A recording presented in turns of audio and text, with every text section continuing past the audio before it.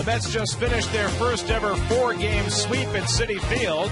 And now for the weekend, the fans coming into the ballpark, getting ready because the pennant race has come to Flushing. At Citi Field in New York, the New York Mets play the Atlanta Braves. Mets baseball is presented in HD by IOTV. Get your HD free with IOTV.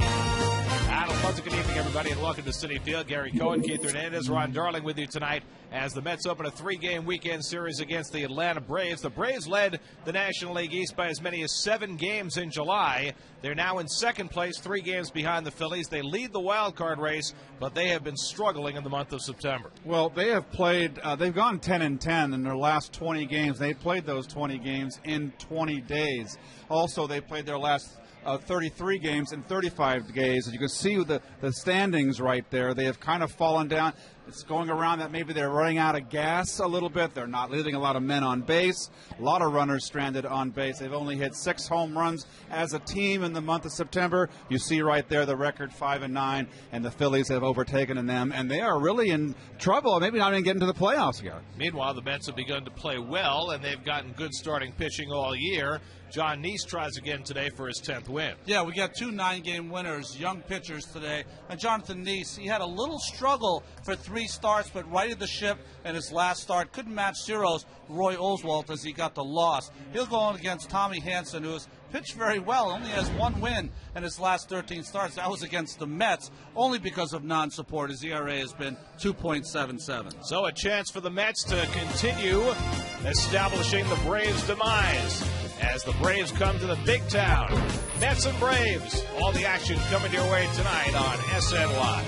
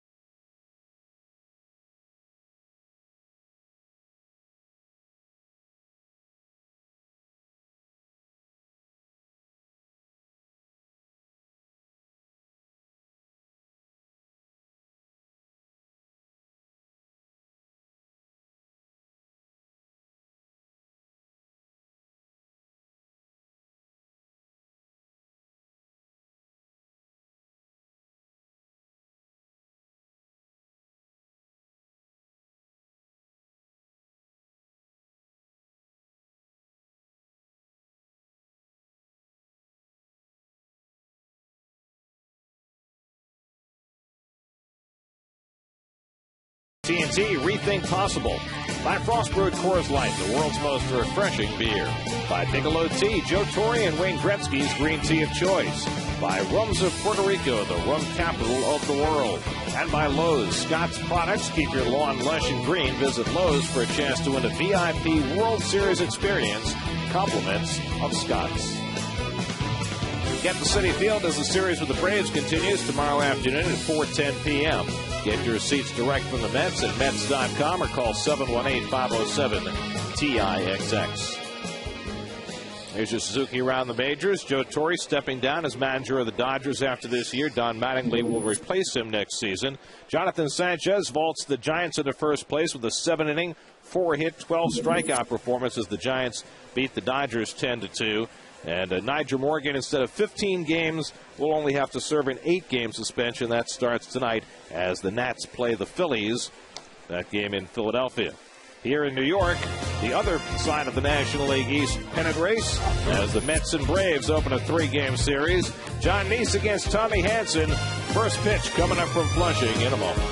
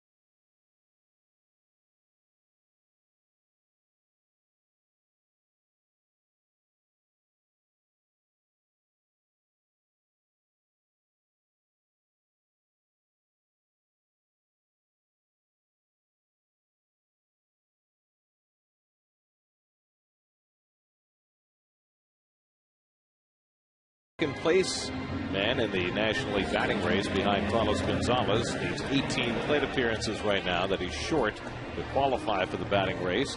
Braves have been having trouble scoring lately, and they'll try and get their offense going tonight against John Neese. Well, Jonathan Neese went through a period of 3 starts where he went 15 innings and gave up 20 earned runs, but righted the ship in his last start. I thought he pitched outstanding. In fact, lost that game 3-0 to Roy Oswalt, but got out of a big jam in the 7th inning with a double play. Hopes to have another great effort tonight. And Alexis Metzi defense, and that's the Chris Carter putting a 24 start in right field. Pagan a late scratch.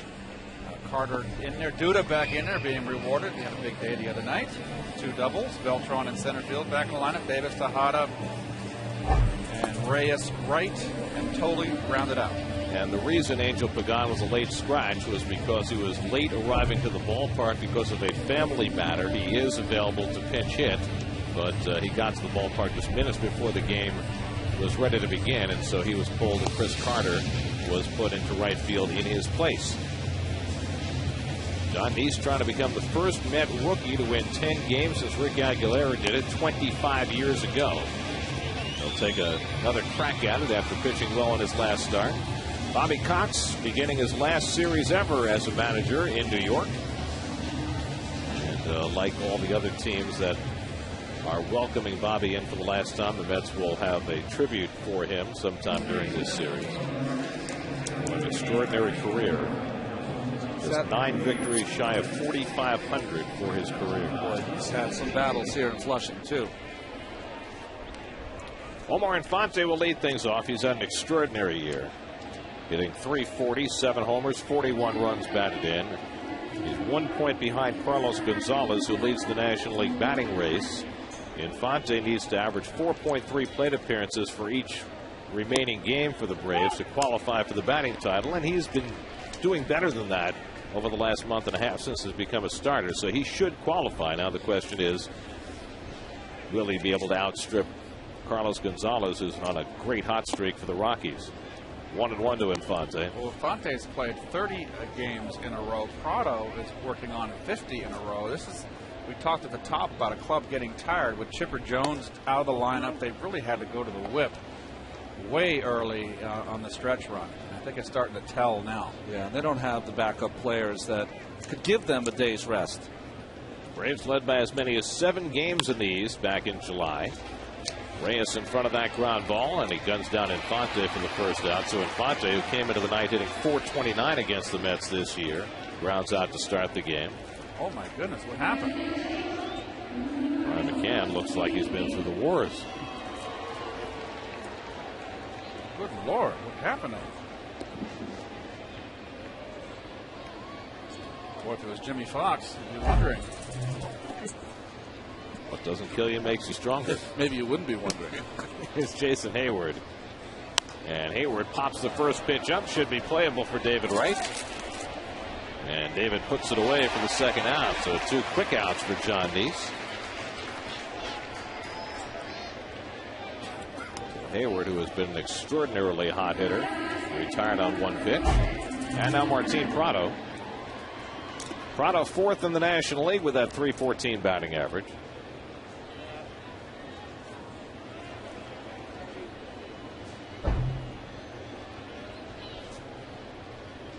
So much of the Braves' offensive success this year has been dependent on Infante and Prado, who have just been consummate pests near the top of the Braves' batting order.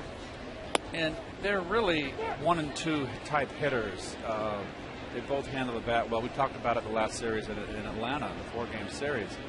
They go the other way well.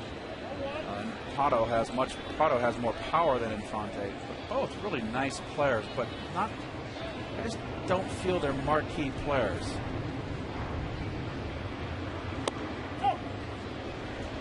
It just seems the Braves just need another big bat. They got to replace a bat like Chipper. They really miss that bat. Well, it makes you wonder why Bobby Cox has continued to hit Hayward second rather than putting him in a run-producing position as hot as he's been. I know he's only 20 and don't want to put too much pressure on him, but that's, along with McCann, those are the biggest guns they've got. Now's the time to, put the pressure on the young player.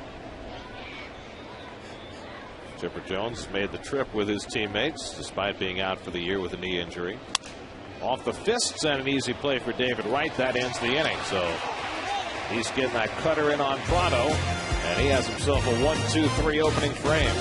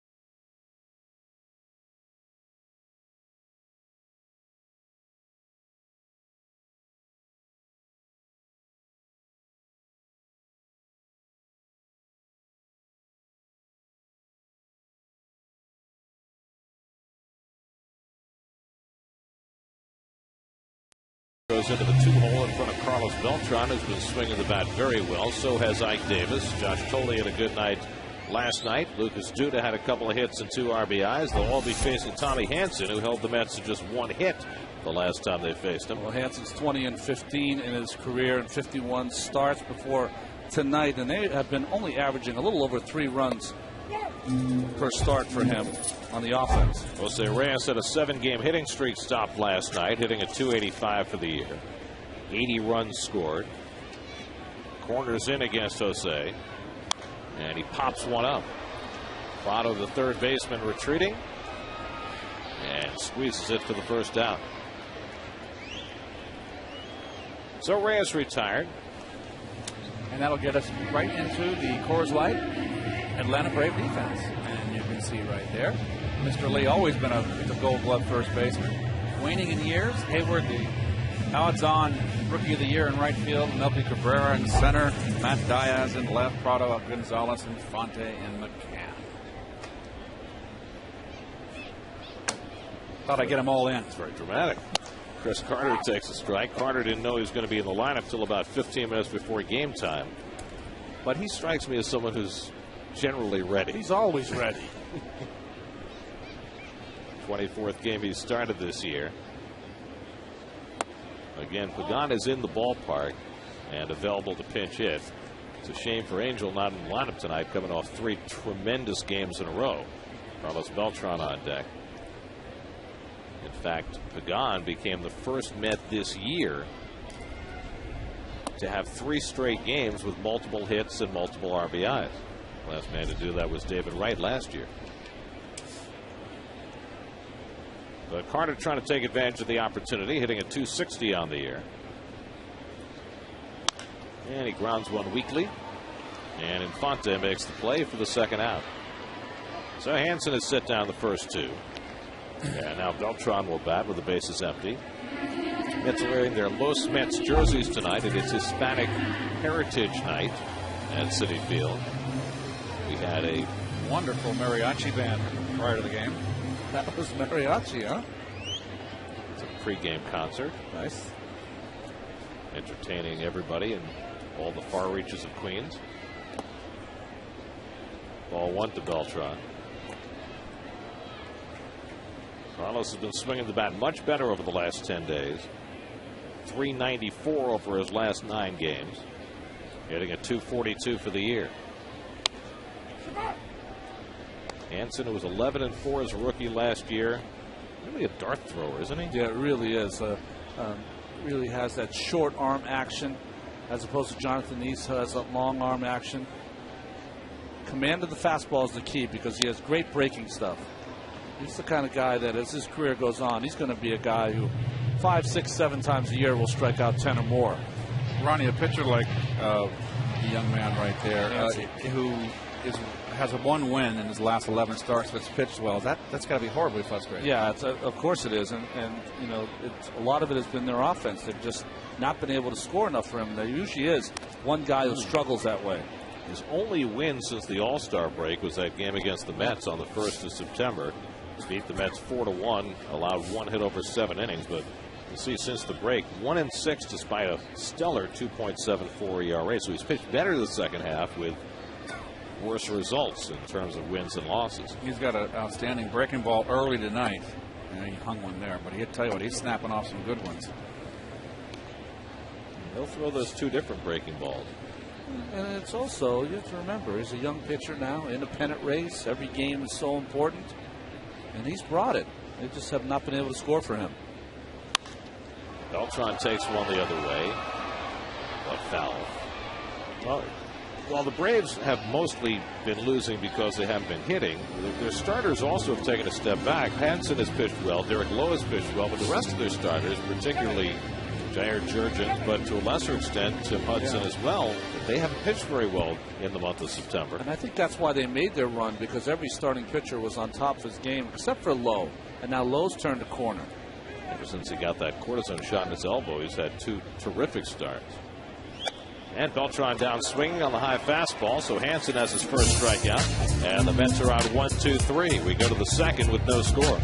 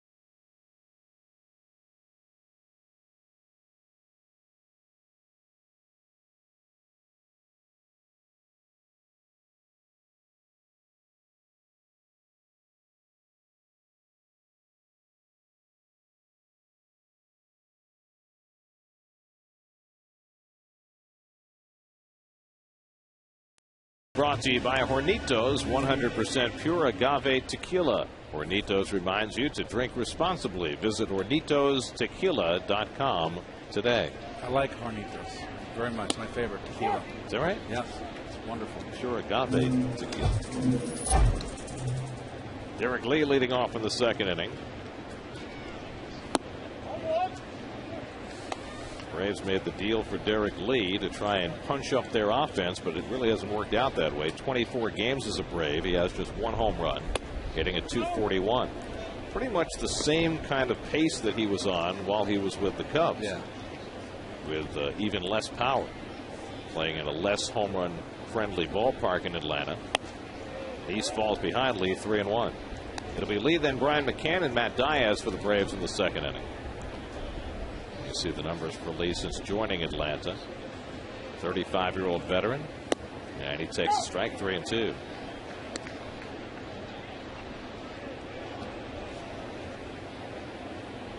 Got that blue smoke out in center field again tonight. Ball 4, and so Neese walks the leadoff batter in the second. First base runner for either side. John averaging less than 3 walks per 9 innings this year. Now we'll face Brian McCann with a man on. Each of the 2 starts that Neese made against the Braves earlier this year, McCann was not in the lineup. In fact, this is the first time that McCann has ever faced Neese. Of course, McCann hits lefties as well as any left-hand hitter around. And that one gets through Josh Tolle into the backstop. And down to second goes Derek Lee. So the Braves have a runner in scoring position. Well, he's got to make that play. That's just a flat miss right there. They just scored that a wild pitch, but that's got to be a pass ball. Yeah, I'm putting PB. Yeah, I'm sure that Bill Shannon will change that once he sees the replay. Check swing, and that's out of the strike zone. 2-0 to McCann. Like a big walnut on the side of his head, doesn't it? He ran into something. Low and away, and now Neese behind 3-0 after walking Lee. He's behind on McCann with Diaz on deck. So interesting for Jonathan. His cutter to the right-hander usually can find the zone. Against the left-hander is where he struggles.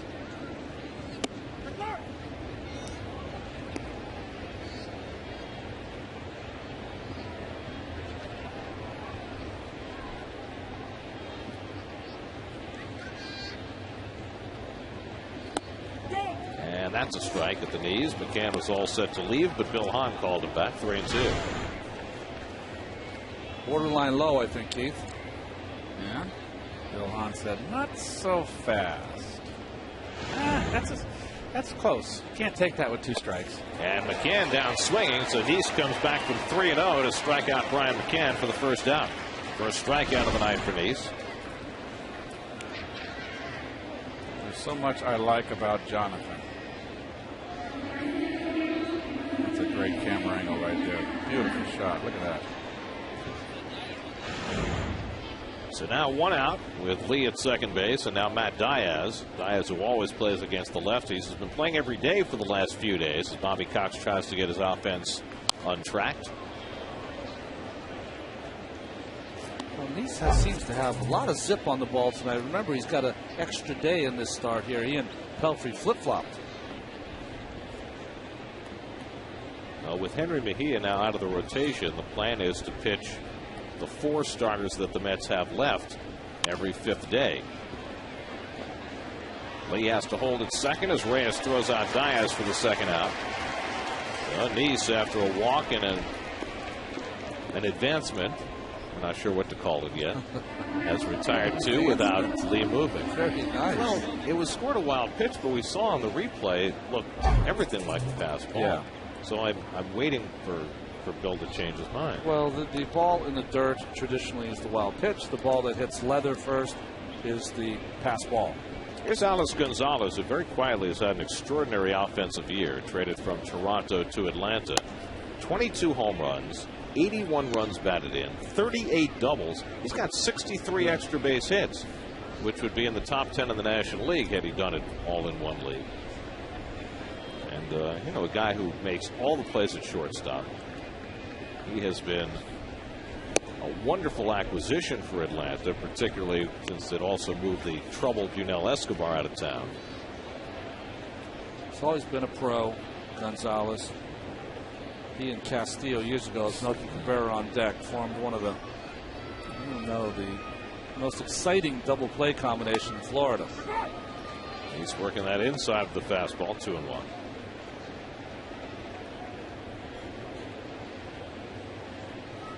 Castillo and Gonzalez worry in Florida what Tejada and Reyes might be here. Yeah. Cutter by John, 2-2. And already early in this game, he's scraping the knuckles of the right-hand batter. He really got in on Prado in the first inning. John facing the Braves for the third time this year. He pitched very well against him his first time, not so well down in Atlanta on the last day of August.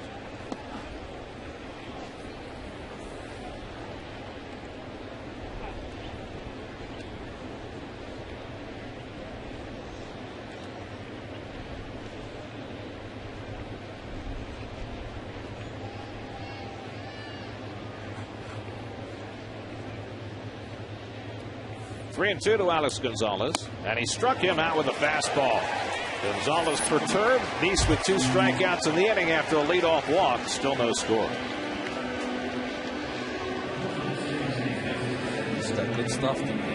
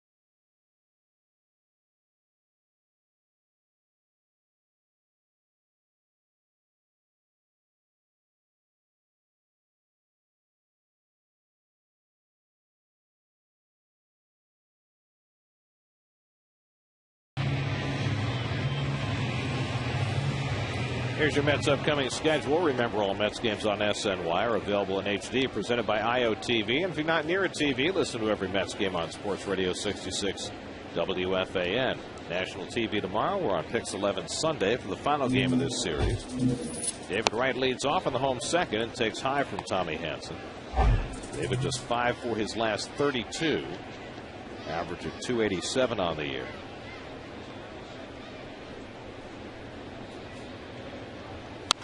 And he smacks one the other way. Hayward over toward the corner, reaches out and makes the beautiful backhand grab. Wow, did he cover some ground.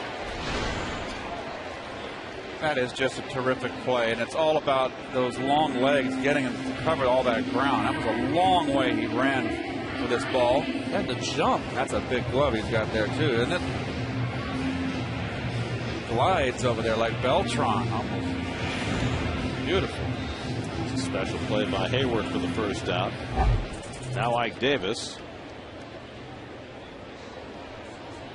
Ike on a roll right now, hitting .356 over his last 26 games.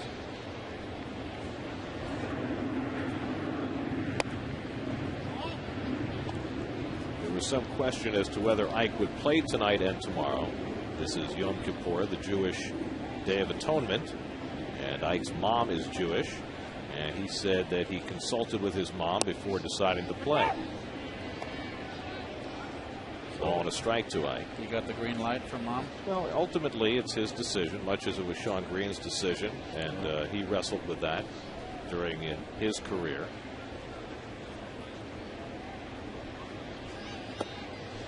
2-1 the count to Davis. Ike says he was raised culturally Jewish, but not someone who went to synagogue regularly, so he felt it was the proper thing for him to do to play. 3-1 now to Ike. Josh Tolley on deck. Tommy Hansen's retired the first 4 to face him.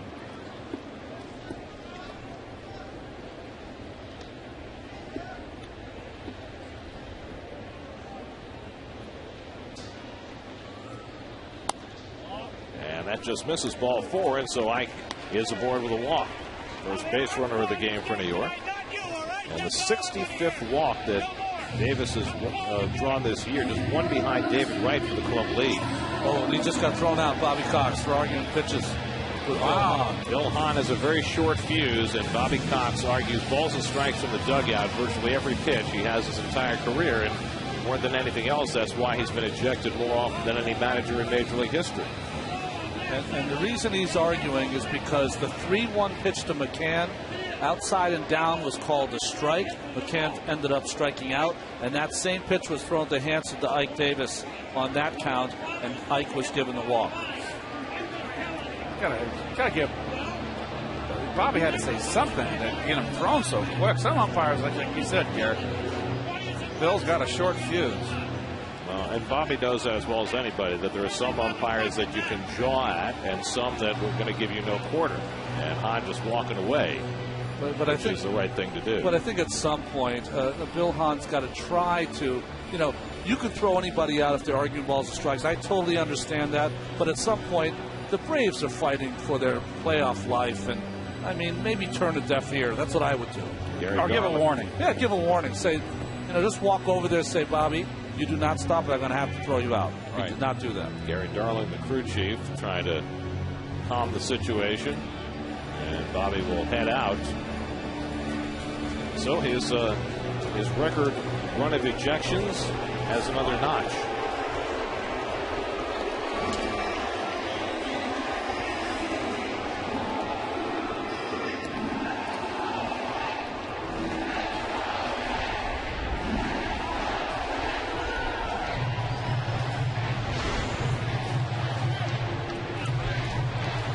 Emphatic. Didn't take long. Hahn's known as a guy who has a quick temper and a quick trigger. It's the 5th time this year that Cox has been ejected, so he'll head off to the clubhouse. And Josh Tolley steps in. And he drives one to right center field, a base hit. Davis heads to third. Tolley stops at first. And the Mets have runners at the corners with one down. So Josh Tolley with the first hit of the game. Well, interesting, after a walk, Josh very intelligently knew that Hansen was going to try to get ahead with that first pitch fastball and hit it into the gap. Ike Davis safe at third. Safe and secure. New York life. What a team. Hello. Hello. Hello. Hello. Lucas Duda with first and third and one out. And he takes the changeup outside from Hansen.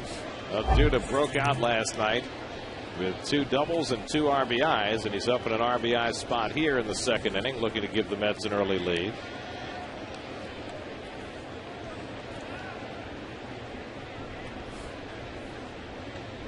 Tommy Hansen knows that the way his luck has been running and the way his team has been not scoring, that 1 run could be enough to beat him. The best way to battle that is going to try to get a ground ball here. Duda's got to look for something up in the strike zone. Put in the air into the outfield. At the worst. Hansen behind 2-0. And Duda tries to hold off, but he went around. 2-1. Difference between minor league baseball and major league baseball is the 2-0 pitch, not a given that it's going to be a straight fastball. Gino Catahia, the bench coach for the Braves, taking over now with Bobby Cox ejected.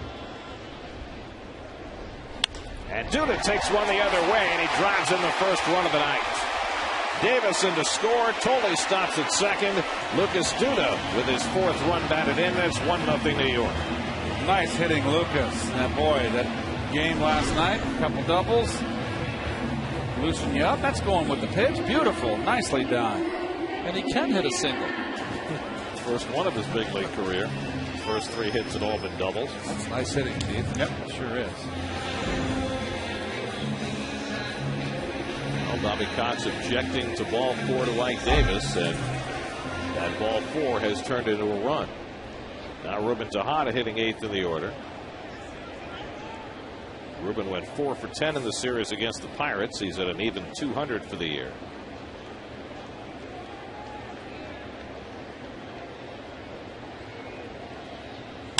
And Tejada hits one hard to center field, but Melky Cabrera's there to grab it. And that's the second out.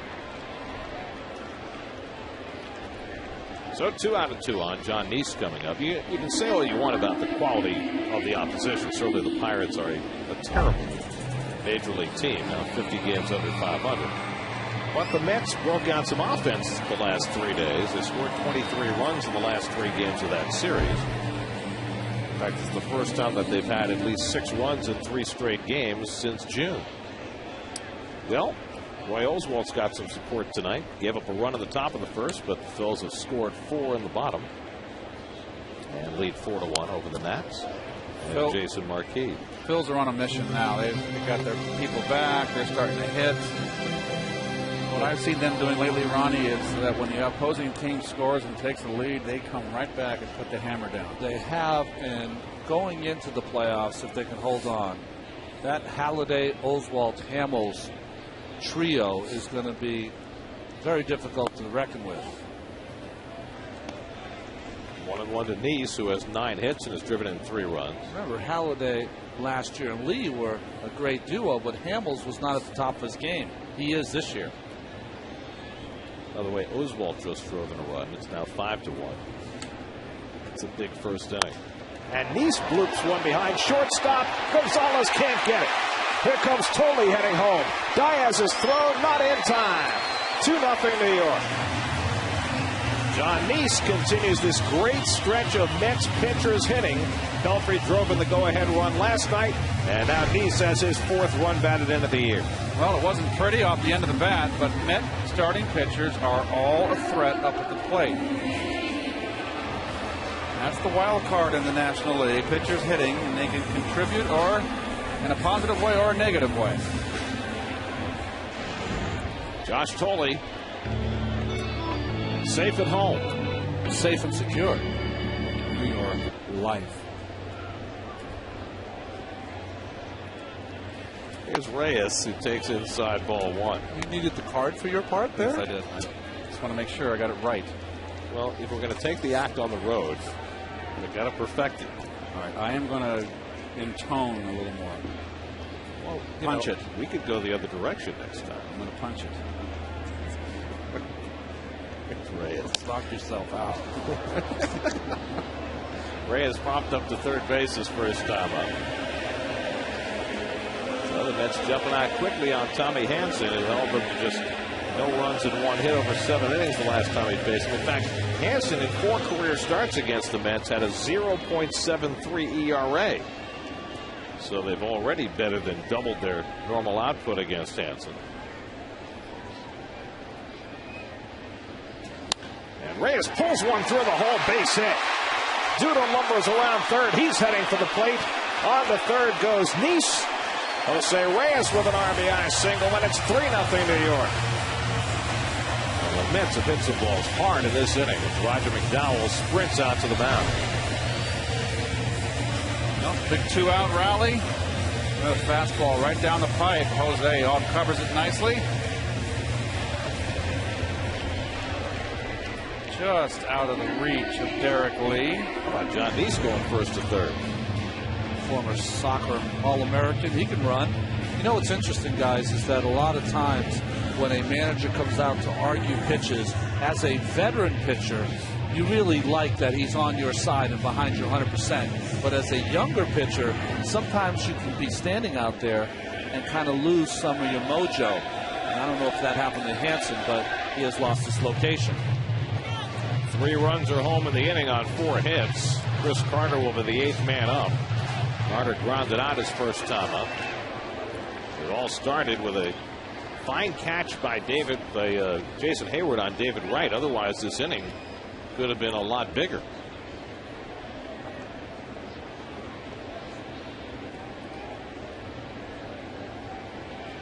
There goes Reyes, and no movement from McCann. It's a stolen base, uncontested for Reyes, his 30th of the year.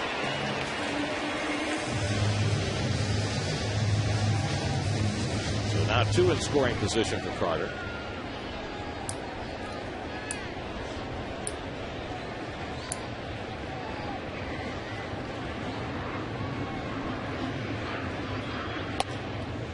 You know, guys, I know it's hard to do when you're have one of your better pitchers out there, but these games are like Game 7 every single time for the Atlanta Braves, and they can't get too far behind, so I'm surprised they don't have someone up already.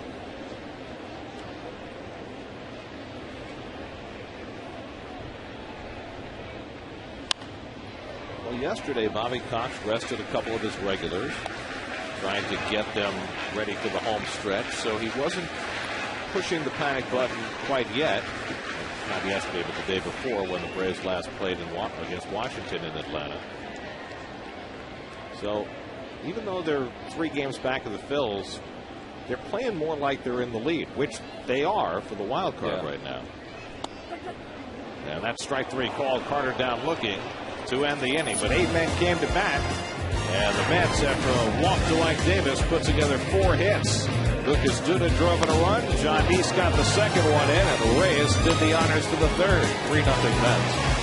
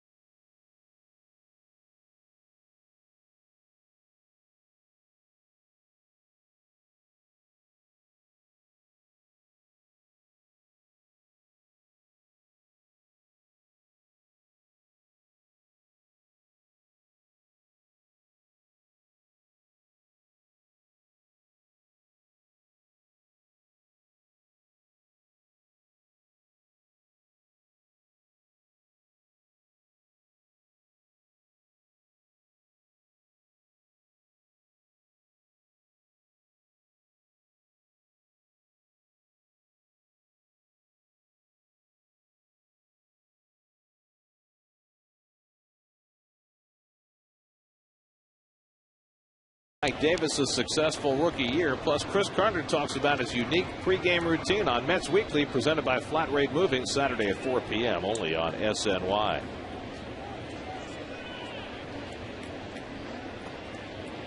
So John Neese takes to a 3-0 lead. Part of that his own doing. Melky Cabrera leads off for the Braves in the third. Melky playing center field tonight against the left-hander, but over the last couple of weeks, Nate McLouth has reclaimed the center field job for the Braves, and he's been hitting. but sitting tonight against the lefty. Cabrera takes a strike. I mean, McLeod had sunk so far, it almost appeared as though his career might be over. A guy who had been an all-star a couple of years ago, sent to the minor leagues, out for a while with a concussion, and, you know, really didn't hit much, even going back to spring training this year. I remember, Gary, we were in Pittsburgh together, and we said, geez, what are the Pirates doing trading this kid? They got a young player like McLeod, and they're trading away their future to the and boy, oh boy, they may have known something, huh? They got Charlie Morton in the deal. Yeah. 3-2 now to Cabrera. Although he pitched well last night, despite did. his 1-11 record. McLeod was 2 for 3 off Nice, so surprising that he didn't get the start. 3-2 to Melky, and he drives one to left, but right at Duda, and he's got it one away.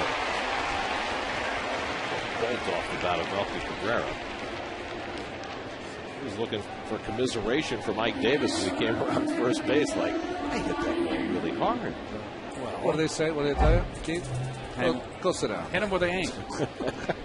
We Willie Killer. Wham! Here's Tommy Hansen, not much of a stick. 6 hits and 55 at bats this year. Lifetime 087 hitter.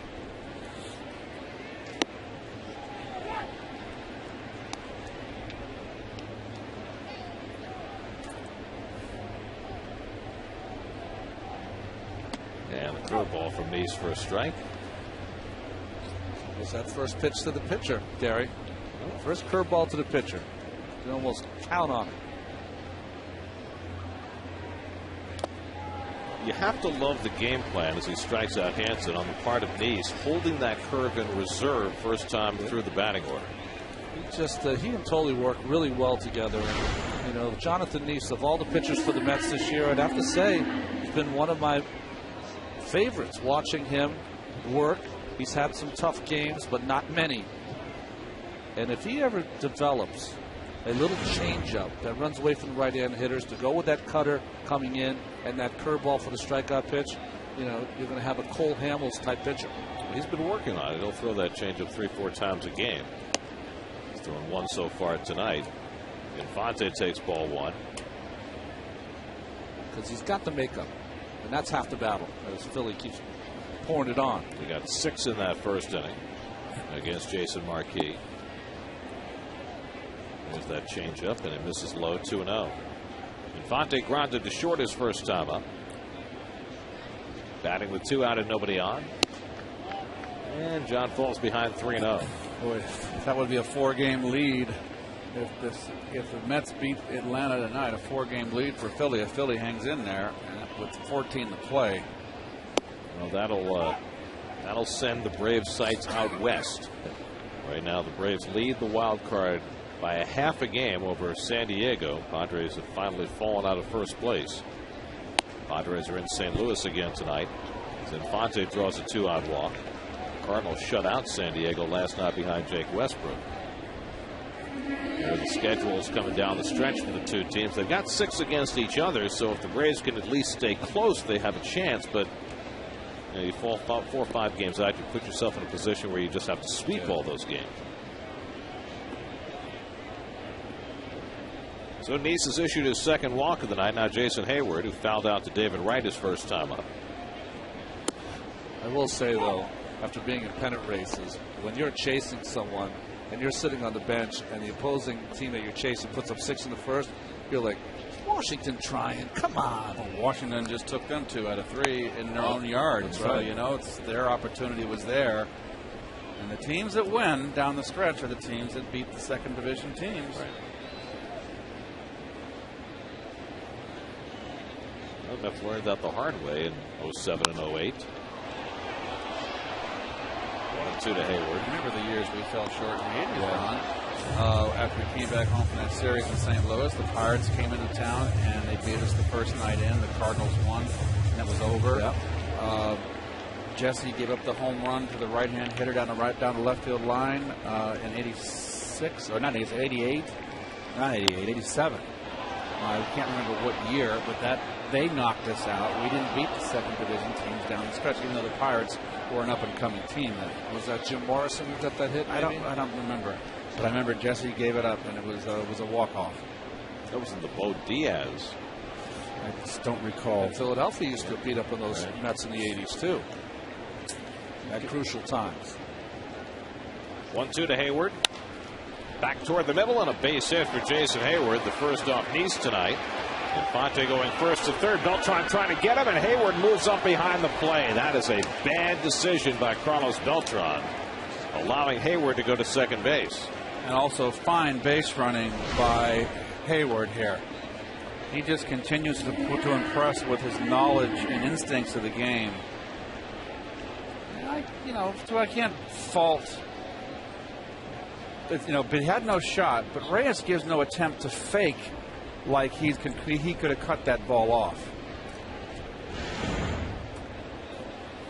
So the Braves with a chance to get right back in it. Second and third and 2 down. Martin Prado hit a soft liner to third base his first time up. Well, we told you at the top the Braves have left a lot of men on base of late. Left the runner in scoring position in the second. After Lee got on with a walk, took second on a wild pitch. In their last 8 losses, that's going back to September 3rd, they've stranded 59 runners.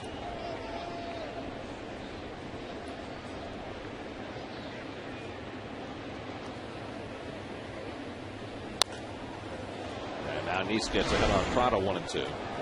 Watch the front foot here. Watch his front foot ankle. Almost looks like he can just about turn it.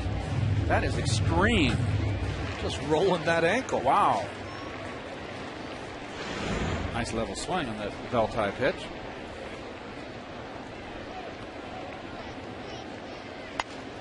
Prado rolls one out to Reyes. As Hayward skips out of the way, Reyes ignores him and throws out Prado to end the inning. Braves get their first hit. Nice survives it. 3-0 New York.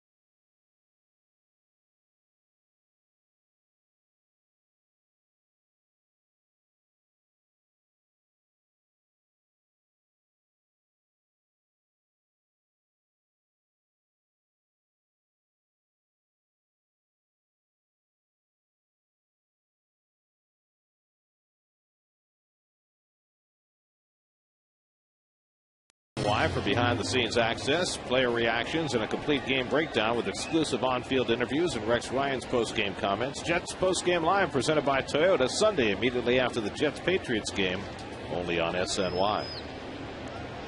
Carlos Beltran leads off the home third, takes a fastball for a strike. Carlos struck out his first time up. That's put together 3 runs and 4 hits off Tommy Hanson in the second. It'll be Beltran, Wright, and Davis in the third.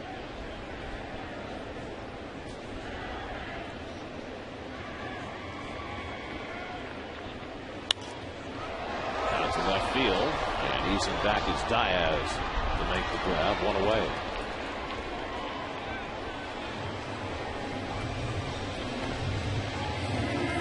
you guys talked about looking at the scoreboard and seeing the team you're chasing score 6 in the first.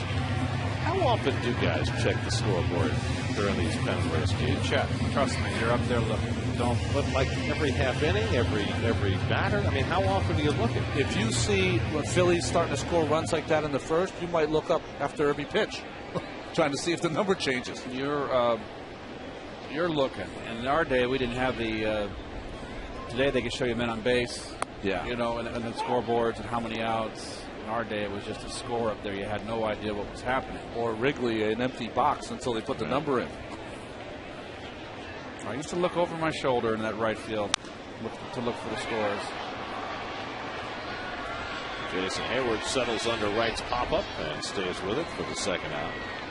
What was great was when Gary and early in our time when we went to the West Coast in late August, early September, if the other team was home, they already had their score up on the board. And you'd go there, and it was great when they lost. Hey, we got a chance to one up or catch up one. And if they won, it was okay. We got to win. Let's go. And the other things you do is just fooling around on the bench. If the team you're chasing was losing by a big score, 9-1 or 9-2, you'd knock the guy next to you and say, "Hey, look at they scored 5."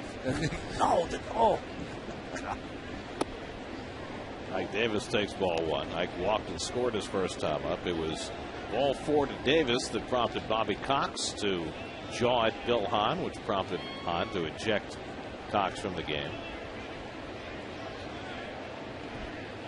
I would assume that Bobby's in the Braves clubhouse, has the TV on. Don't know if he has the sound on or not, but Bobby, it's a very special weekend. Your last in New York, managing the Atlanta Braves.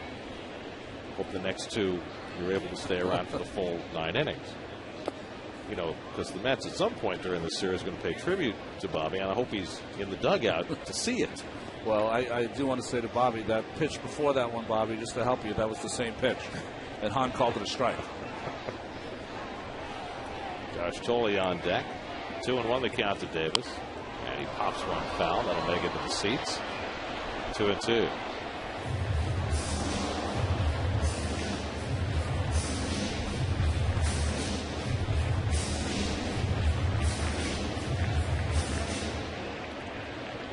With 69 runs batted in, now 5 short of Darryl Strawberry's Mets rookie record. You know, to put that in perspective, Jason Hayward gets all the talk. That's 1 more RBI than Hayward.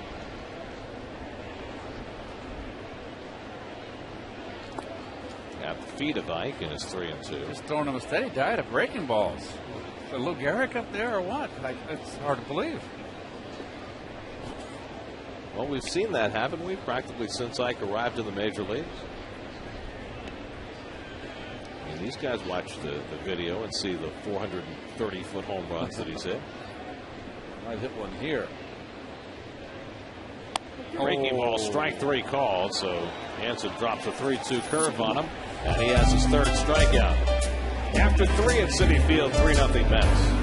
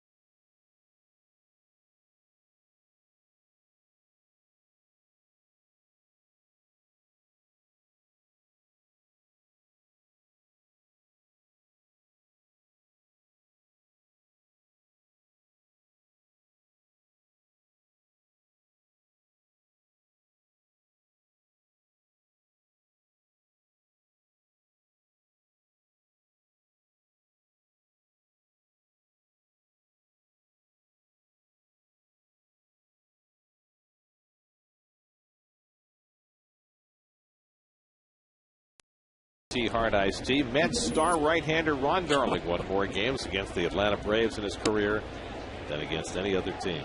13.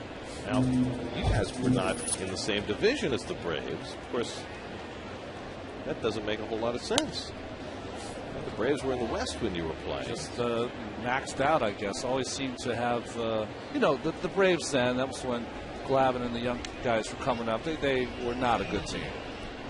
I would have thought I would have thought the Phillies. They were not the Pittsburgh Pirates, but they were not a good team. We beat them that one year, 11 out of 12, and the one game we lost, we had like an 8-run lead, and we blew it. That's how we in Atlanta. Yep. We should have 12 across the board on them. Derek Lee walked his first time. Just like the Dodgers in '88. Well, 10 of 11 that year. Gosh.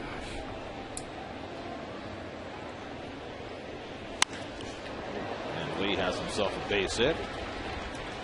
So Lee aboard for the second time, both times leading off an inning.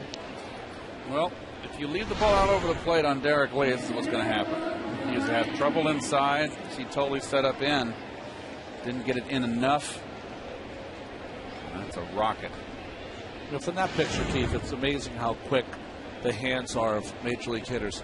He had that bat, wasn't even in the strike zone when the ball seemed to be at the plate. So the Braves have their second hit. Brian McCann first pitch swinging, pops one down the line, right near the tarp, but it's back in the crowd. McCann struck out his first time up.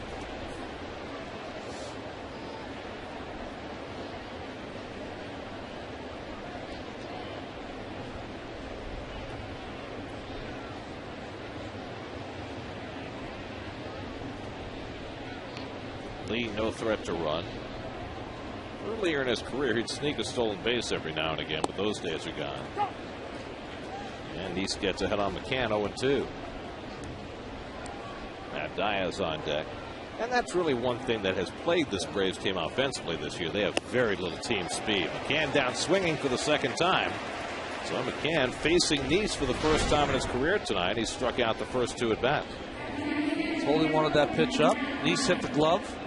And that ball right by McCann, who is a low ball hitter. So 1 out and 1 on. Now Matt Diaz, who grounded to short his first time up.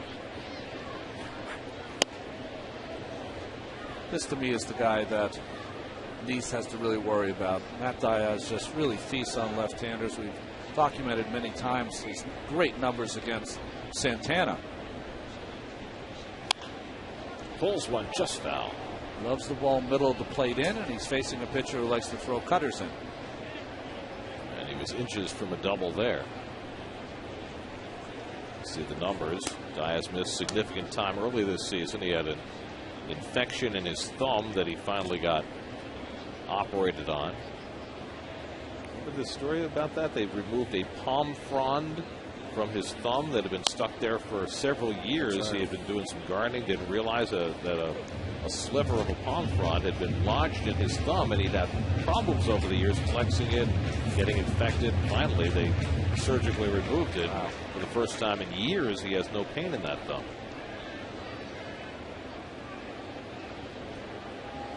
Neese ahead 1-2, and he runs the cutter inside 2-2. I know I can really feel his pain. I still have the steel rod in my thumb from the '87 surgery, and some days are better than that, worse than others. Is that ever coming out, or is that staying forever? Staying in now. Backing off his right. Low throw, and Tejada can't handle it, and everybody's safe. David backing off and making that throw to second, and too low for Tejada to handle. Well, Tejada here, when it throws off, has got to make sure of 1. I think he was still trying to turn 2. And you know what? When a throw is bad like that and down, just make sure of the 1. You almost make like a first baseman, don't you, Keith? 2 hands and just get the simple out. Yeah, do a first baseman stretch. Yep. Error charge to David Wright is 19th of the year. And so now the Braves get the tying run to the plate, and the guy who can hit the ball out of the ballpark, Alex Gonzalez, who has 22 home runs this year, struck out his first time up. The first 17 of those home runs came with Toronto. But he pops the first pitch up here, and it's playable for Tolley. And And that's a big second out for John Neese.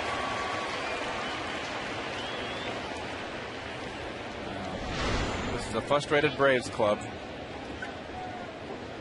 This is left on base runner number 63 and 4. And I think the frustration comes from that was a pitch that he usually covers. It's a little bit of pressing here. And if not, you're at least hoping that ball goes back in the crowd. So Melky Cabrera comes up with 2-on-2 on. Terry Pendleton, the hitting coach, wearing it on his shoulders right now.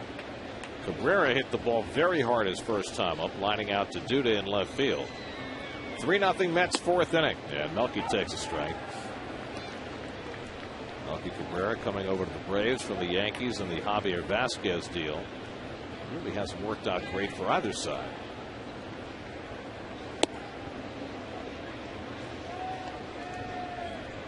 Javi was fine in Atlanta, and Melky was fine in New York. They switched places, and they've struggled in their respective cities. Negative change of venue. 1-1 from Neese, and the curveball low inside, 2-1. Now you got this situation here, tying run at the plate, number 8 hitter, a guy who can, he can hurt you. You got a pitcher on deck, first and second. How careful? Well, it showed you right there. He made a really quality pitch that was off the plate that Cabrera didn't swing at it. I think that, one, you got to have trust in yourself, Gary, that your good stuff is going to get Cabrera out, 250 hitter this season. But at the same time, there's parts of the game where it's 2-1, you can throw it down the middle. This would not be one of them. Now at 2-2, Tolley moves inside again. It's off the fist into center field, and it falls for a base hit. Lee comes in to score, and the Braves are on the board. An RBI single for Cabrera cuts the Met lead to 3-1. Well, a tit for a tat here. A blooper RBI single by Neese. And now the Braves counter with a little bloop here to get on the board.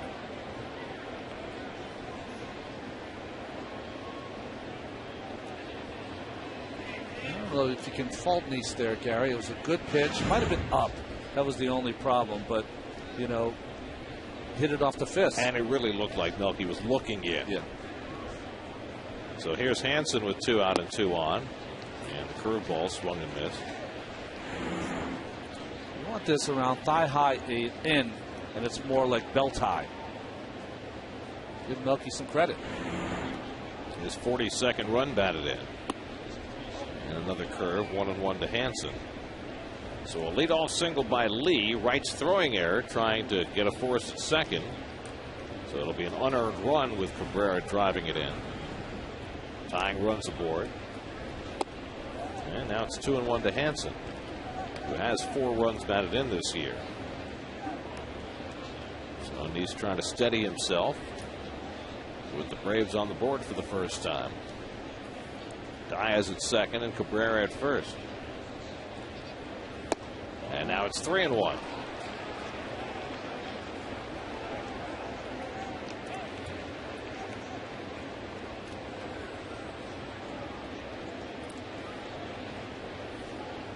High pitch count here in the 4th inning.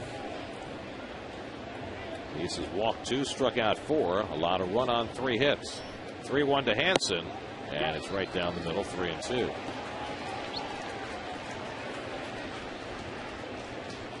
These one of those cases, Ronnie? Here, hit it? Yes. So you got to throw a strike. Yes, right down the middle. Pitcher up, take your chances. So the runners will be in motion with 3-2 and 2 out. And Hansen takes inside, ball 4, and the bases are loaded. So Neese, after giving up the 2-out hit to Cabrera to bring in a run, walks the opposing pitcher, his 3rd walk. And the Braves have the bases loaded for Omar Infante as Dan Warthen heads out to the mound. Well, Danny's going to come out to settle his young left-hander. I think what happens sometimes is that when you battle against the 8th place hitter and you give up that hit to score a run, you're still thinking about that at bat and still in your mind as you're facing the opposing pitcher. He started Tommy Hansen with 2 curveballs. No need to do that. Hansen is a pretty, I wouldn't say weak hitter, but he's not a strong hitter. So a big chance for Infante. Well, if I'm Infante, sorry, Gary, if you're paying attention to how Nice has been pitching the right-handers, you're a mirror image of Prado. I am looking in right now for a strike. Infante is 0 for 1 on a walk tonight. And it's way up and away. Ball 1. Still looking in here. You saw totally set up inside.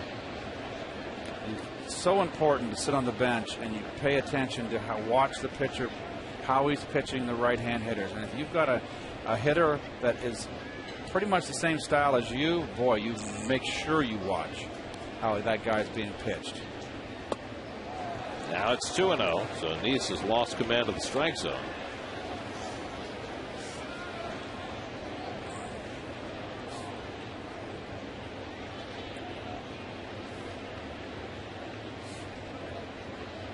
Two-0 to Infante.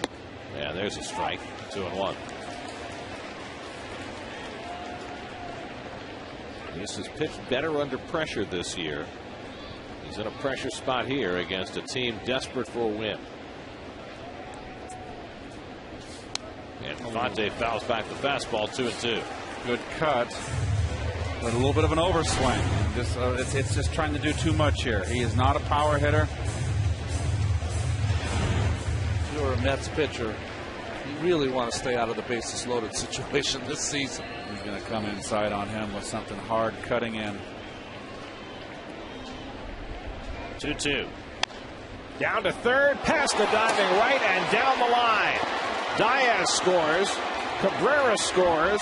Hansen to third. It's a 2-run double for Omar Infante, and the Braves have tied the game at 3. Well, he ran the cutter on his hands, and that's the risk that pitchers run when they become too much of a pattern. I know you want to pitch these guys inside, but you can't live in there. And something we haven't seen, David Wright with Nice pitching usually plays on the line. He had come off the line with Infante, and it cost the Mets. Well, that's a simple, easy double. Easy score in the front runners, the first 2 runners. It's Infante's 25th hit against the Mets this year. He now has 43 runs batted in. The Braves have scored 3 to tie. 2 in scoring position for Hayward, with Hansen at third and Infante at second. Hayward the 8th man up in the inning. These are all unearned runs, are they not? Yep. Well, the Braves had 2 out and 2 on, even with the error. But then Cabrera with the bloop single to drive and a run, and then the killer, the walk to Hansen. And Infante takes advantage by driving in 2. Hayward is 1 for 2 tonight. Single to center his last time up. And this could be a big hit for the Braves right here. The Braves coming back here. They just look a little flat to me for a team that's just fighting for its playoff life. Something to inject some spirit would be a nice little base hit here. Curveball ripped deep right field. Looking up is Carter, and that ball is out of here. Jason Hayward with a 3-run bolt. His 18th home run of the year. And the Braves lead it 6-3. That, my friends, was a shot.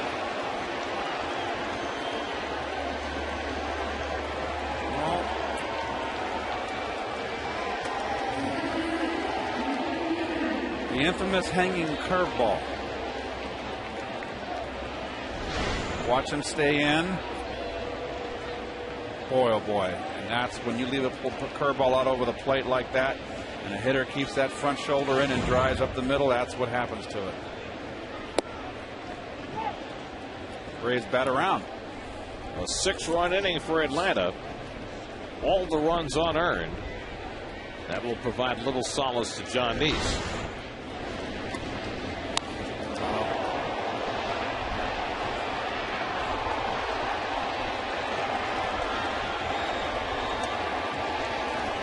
Well, it's the school of hard knocks, Ron.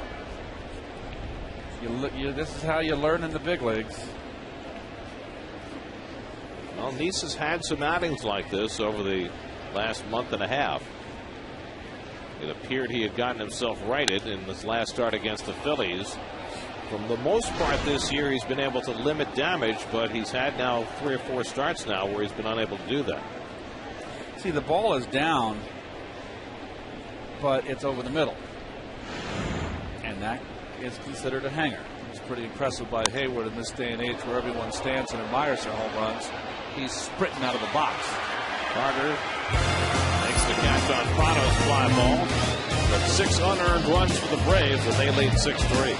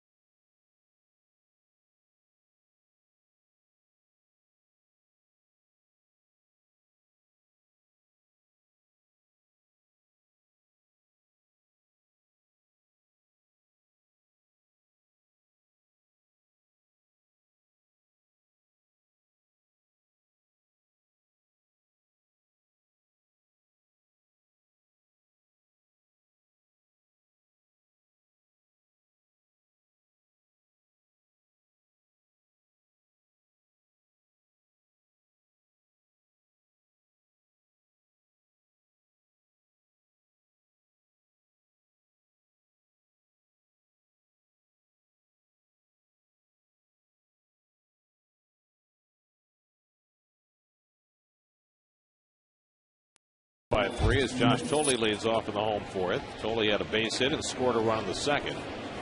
And he takes a strike, 0-1. Sean Green is up in the Mets bullpen. As he warms up, let's check in with Kevin Burkhardt. Kevin? I'm here with a very big man, guys, and a Braves fan. Giants running back Brandon Jacobs is here, and you're a Louisiana guy growing up. Braves fan, you watch all those games, but you told me this is the first time you've ever seen him in person. First time I've ever seen an Atlanta Braves play a baseball game, period. Came in here and you're cheering like an 8-year-old kid. What's it like for you getting a chance to see these guys in person for the first time? Well, it's big, because I never really had opportunity to go to Turner Field and watch a play in Atlanta, which I think would be, I think that would be absolutely great to be able to do that. So I've been a Brave fan ever since I've been knowing anything. So this is a good chance for me to get here. Good rivalry game here with the Mets. And I think we're doing probably really well right now in Major League. So I think we got a shot. How about your baseball career? Did you play baseball, and how tell me about your experience? Yeah, I think baseball it could have been a great sport for me. I didn't have problems catching the ball, and that's what happened to me. I was short base. We tried to get a double play. I was shortstop. We tried to get a double play on 1st and 3rd, and the ball came over the top of the glove and hit me in my jawbone, and I never played again. So you got into a much safer sport in football. I wouldn't say nowhere near safer, but Hey, Mom, I'm not playing baseball. I'm going to play football anymore. How did that work out?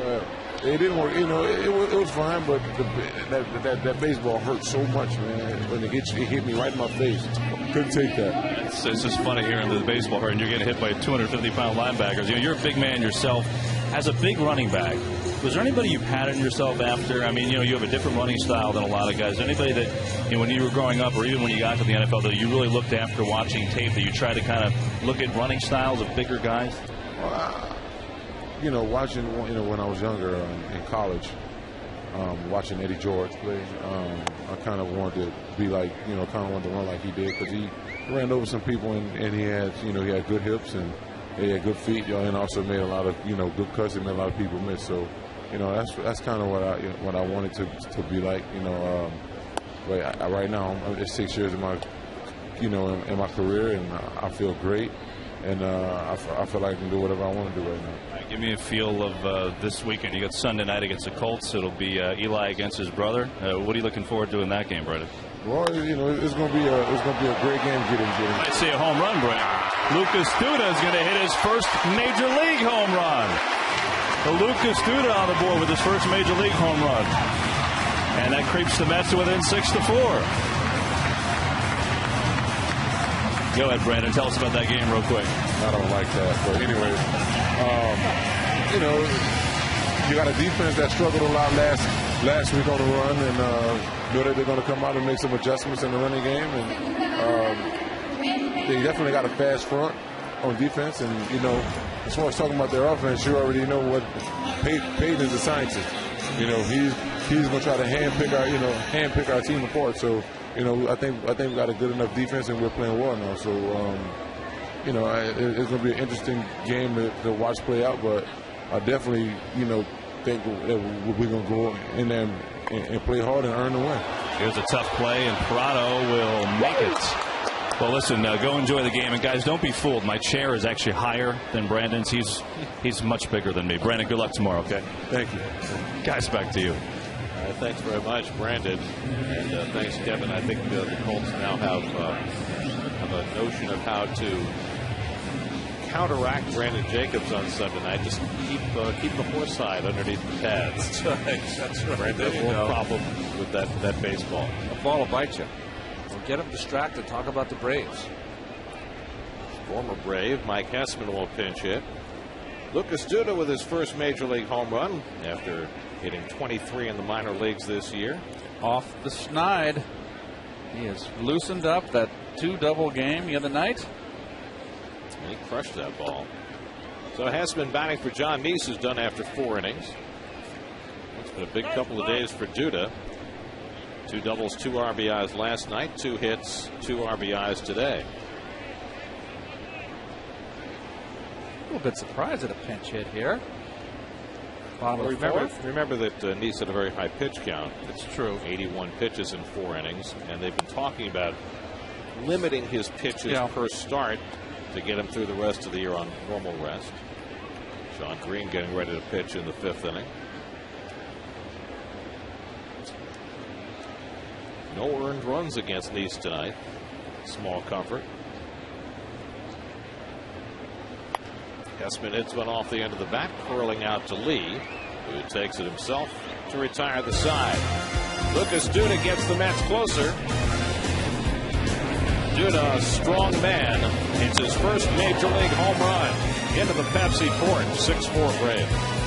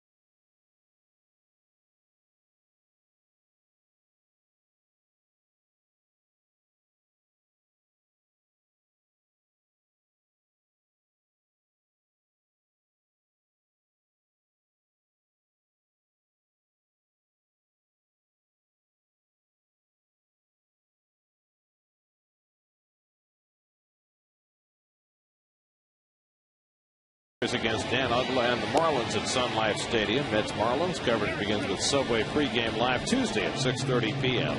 only on SNY. Here's your AT&T trivia question for tonight. Since 1961, which 3 rookies have finished the season 500 or more plate appearances, on base percentage 400 or higher, which is what Jason Hayward is trying to do this year. He started the night at 403 with his on base percentage. Sean Green will pitch for the Mets in the 5th inning. Well, Sean's appeared twice since coming back from Buffalo. Inning of work, a hit, a couple of walks, and a hit batsman.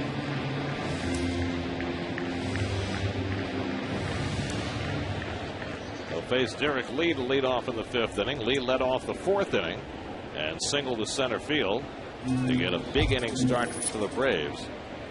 A David Wright error opened the door. A walk of the pitcher Tommy Hanson made the situation more difficult. Infante cashed in with a 2-run double and Hayward with a 3-run homer. And that has the Braves in the lead 6-4. Lee has walked and singled in his 2 plate appearances, and he takes the slider for a strike. 0-2. Brian McCann and Matt Diaz to follow. Meanwhile, the Phillies still lead the Nats 6-1. They go to the 5th inning in Philadelphia. Phillies got all 6 runs in the 1st inning off Jason Marquis. Roy Oswalt pitching for the Phils tonight after shutting out the Mets in his last start. And the slider ripped to short. And 1 hopper to Reyes. Lee retired, 1 out. Lee's hit a couple of balls very hard tonight. And that's an encouraging sign for the Braves, who could really use a strong finish from Derek Lee. Well, I don't know if he still has it in him, Gary and Keith, but in his day, he's the kind of guy that could carry a team for a couple of weeks.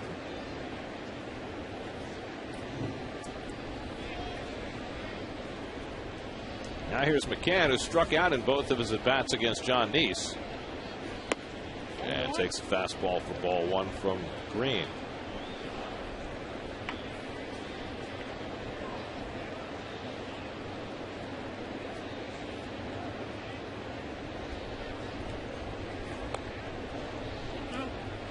To McCann.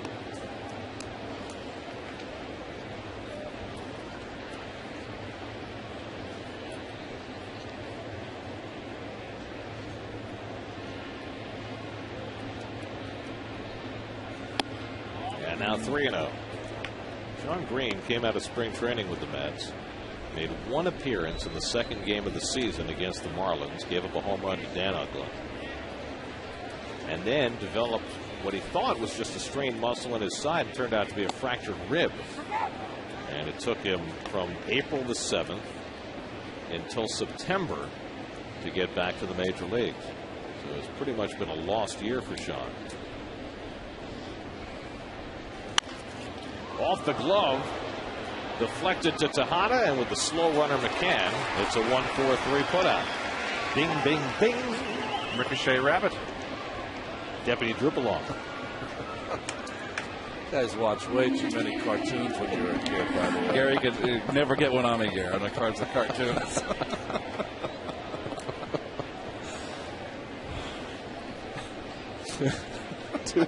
Nobody on. Here's Diaz, is 0 for 2. He reached on the error when David Wright threw low to second base, trying to get a force play. And that opened the door for the big 6-run 4th inning. You remember the co-stars. I only remember the stars. I forgot about Drupalong. Well, if I say Quick Draw McGraw, you say, Baba Louie. Baba Louie. There you go. Right with the pickup this time. Throws out Diaz. It's a 1-2-3 inning for Sean Green. We're halfway through at Citi Field, 6-4 Atlanta.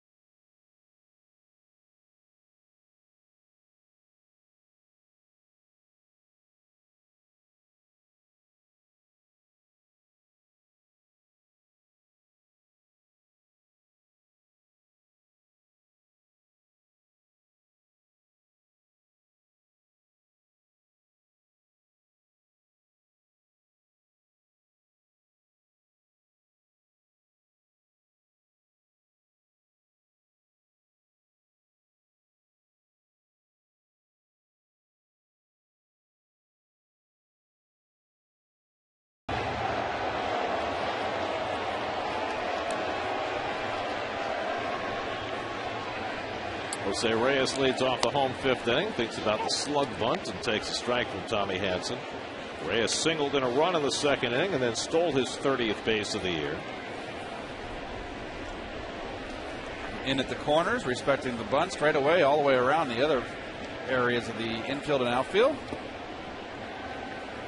It'll be Reyes, then Chris Carter, and Carlos Beltran in the bottom of the 5th. Mets had a 3-0 lead in this game. Braves got 6 in the 4th.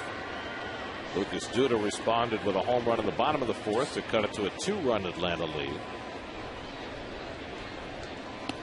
And a good slider by Hanson to get ahead 1-2. I think the one thing about Hanson, Ronnie, that I've seen against the left-hand hitters, he hasn't really honed his breaking ball to throw for a strike, but he throws that fastball. You can pretty much predict it's going to be in the outside corner.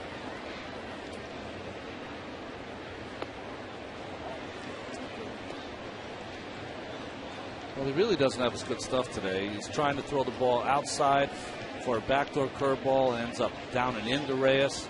Just missing with all those pitches, battling to stay in this game. Now a full count to Reyes. Hanson's given up 4 runs and 5 hits over the first 4 innings. Chris Carter, a late addition to the lineup tonight. Angel Pagan scratched because of a family matter. Although Angel is in the ballpark and available to pinch hit. 3-2. And Reyes pulls one just foul.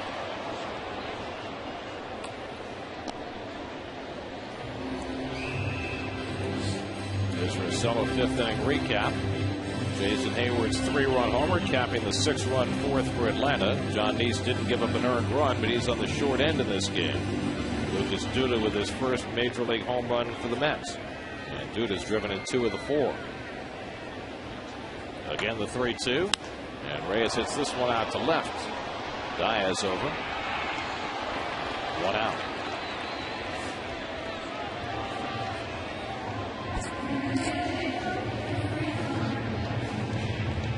So now Carter is grounded out to second base. And then in the 2nd, after the Mets had scored 3 runs, they had 2 in scoring position, and Carter went down looking. Went down looking on a pretty good backdoor curveball. Would have got a lot of hitters.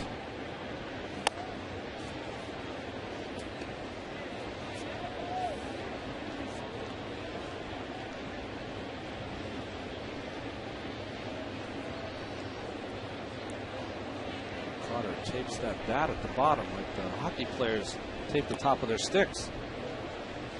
Yeah, but they handle a blowtorch. Look at that. Looked like one of my focuses the other night. Yeah, but at least the regular camera guy gets his head in the frame. 3-0 to Carter. You mentioned the blowtorch. Have you ever been next to a hockey locker room? Yes. And they've got the table there with. They're going to get the right curvature on their stick. Everyone has a different curvature. Got the saws and the blowtorches. Yep. I don't know. You think would baseball players be able to handle those tools?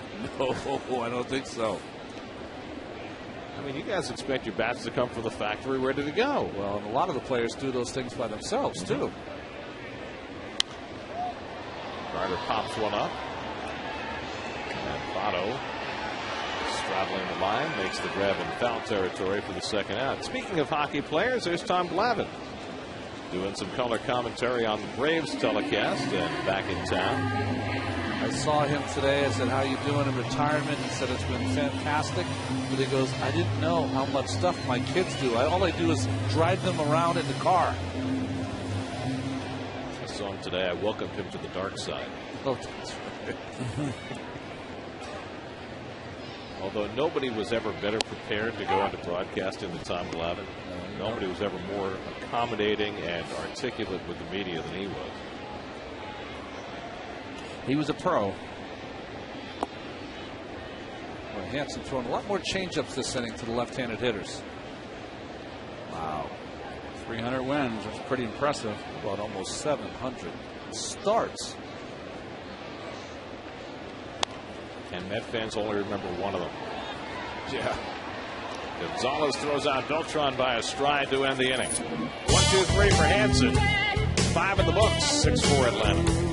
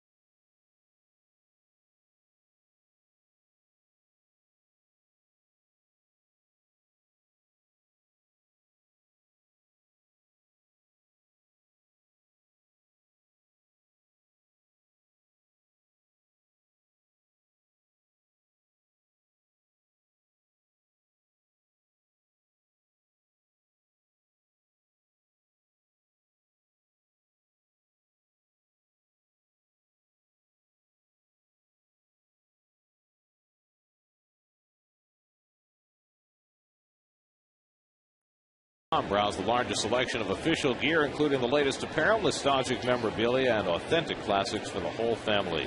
Get your gear from the official source, the Mets.com shop. Accept no substitutes. Well, gather around, guys. That's a lot of pitchers.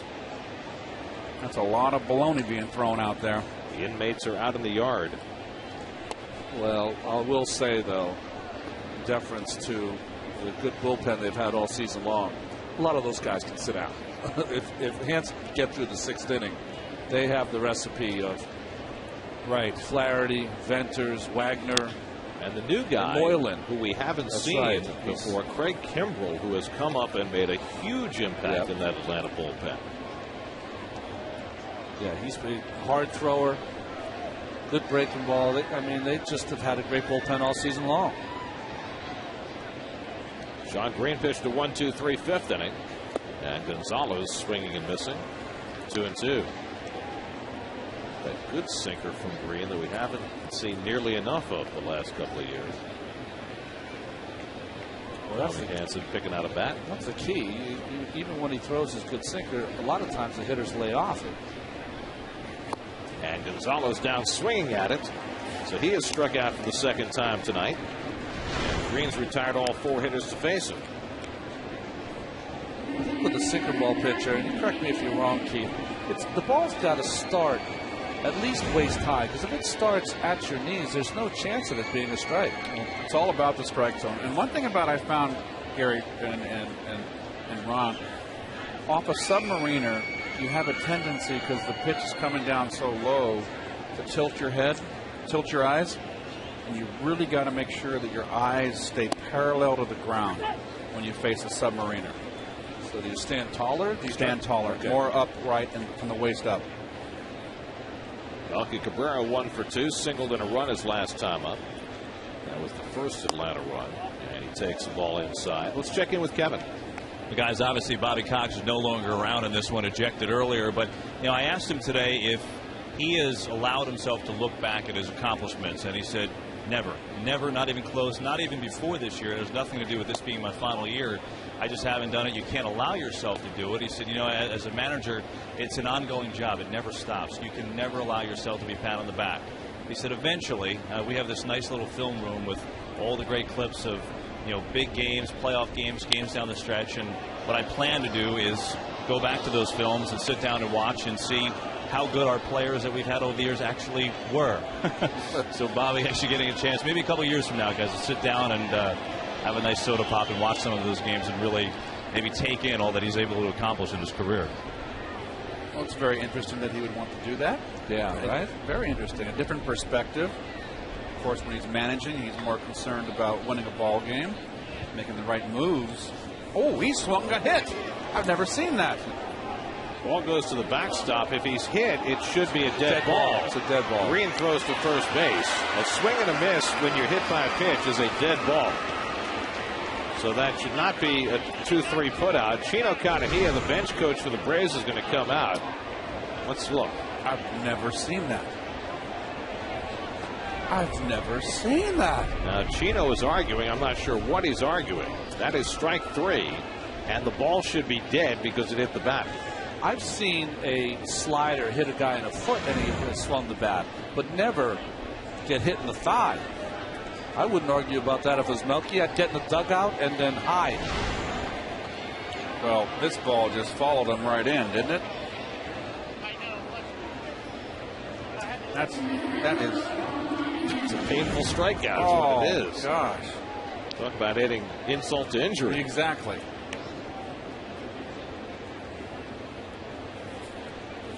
So 2 out and nobody on. Back-to-back strikeouts for Green. And Hansen the batter. And he takes ball 1. That's one of those things that happens on a team that they will have fun with on the bus trips and the plane trips for the rest of the year. If they win the game. Yeah, if they win the game. If they don't win the game, we'll talk about it in a few days. Yeah.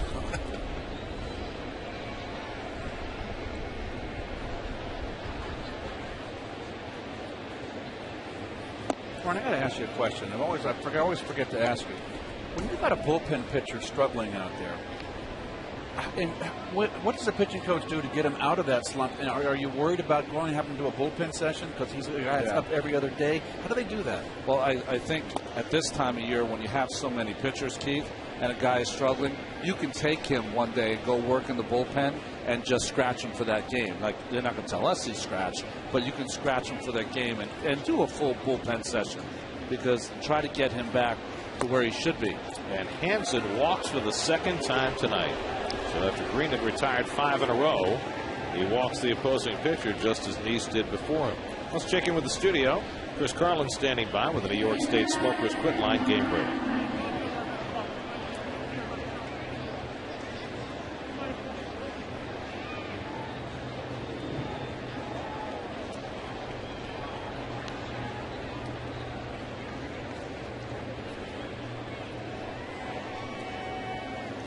Padres a half game behind the Braves for the wild card lead, half game behind the Giants in the West. I wonder if the Padres kind of left it in Colorado in that important three-game series. You take the first two, take 2 out of 3, and then move on. It's tough to gather yourself again. Raul Valdez, the left-hander, Manny Acosta, the right-hander, up in the Mets bullpen. Fonte doubled in 2 runs his last time up, and now Green all of a sudden can't throw a strike. He struck out the first 2 hitters in the inning. Of course, he struck out Cabrera on a pitch that wasn't exactly in the strike zone. But then he walked Hansen, and now he's 2-0 on Infante with Hayward on deck. And that's a strike, 2-1. St. Louis in an interesting position because they are almost spoilers now, aren't they? Well, there's 7 games out with 17 to play. Don't go there, Gary. That's all I said. Don't go there. I didn't say anything else. I just said that the Cardinals are 7 out with 17 to play. It's not allowed on this broadcast.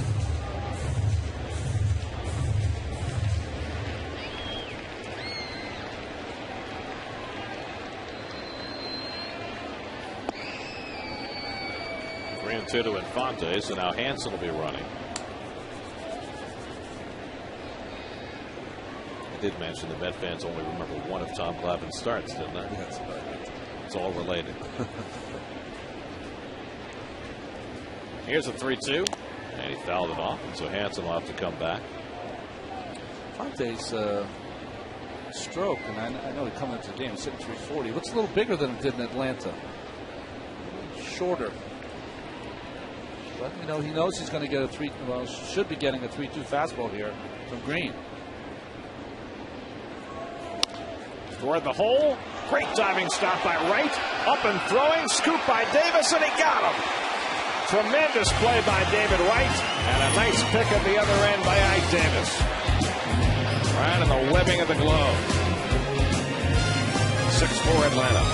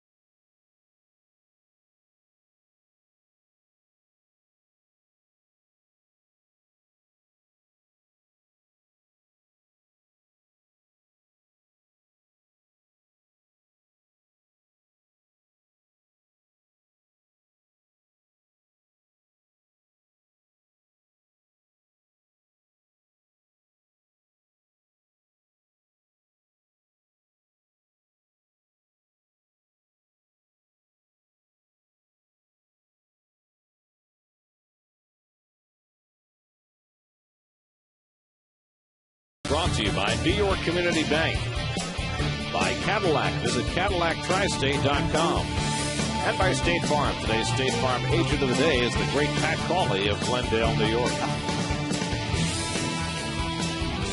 Eric O'Flaherty staying busy in the Atlanta bullpen. David Wright will lead off for the Mets in the 6th inning, but then you get the left-hand hitters Davis, Tolley, and Duda all in a row. David has flied out to right twice. The first time it was a well-hit ball toward the right field corner, and Jason Hayward did a terrific job running it down with a lunging backhand catch.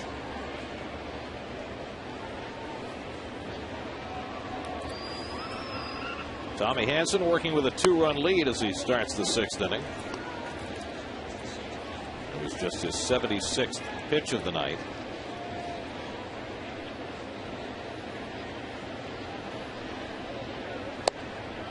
And he's behind on right, 2-0. This is an unusual start for Hanson in that the Braves have scored for him. Now trying to make sure he doesn't give it back. But behind on right, 3-0, and this could easily be his last batter. Yeah, he has not looked sharp all night long. He's fighting his control of his fastball.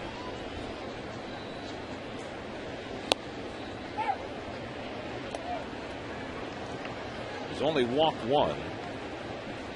He's given up 4 runs and 5 hits. Tino Cadahia, the bench coach running the team, with Bobby Cox ejected in the 2nd inning. And David lines one to short, caught by Gonzalez. Another shot. What an out. Well, things are just not going David's way. When he hits the ball hard, it's at somebody. He's hit the ball hard twice tonight, as Gary said. 0 for 3, nothing to show for it. Well, that out, that hard out, might just have kept Tommy Hanson in the game.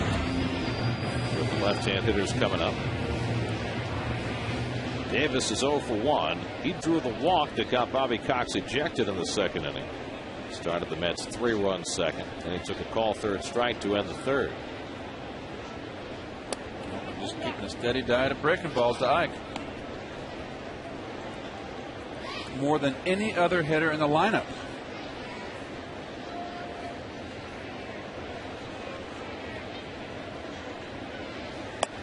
Fastball on the inside corner, and it's 1-1. Very rare fastball inside to a left-hand hitter. And for a strike.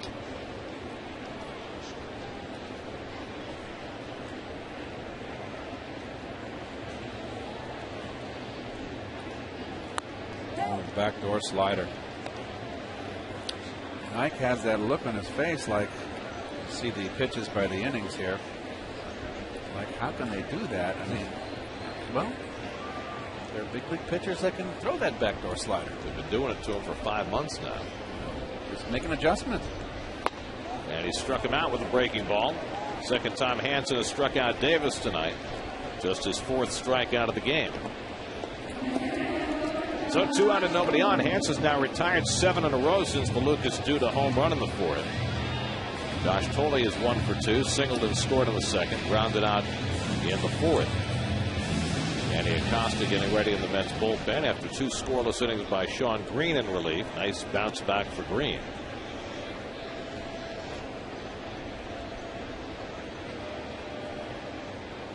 And Tolley hits another ball hard, and that's scooped by Gonzalez, and he throws him out. So Gonzalez facing a couple of bolts in that inning. Handles them both cleanly. 8 in a row for Hanson, 6-4 Braves.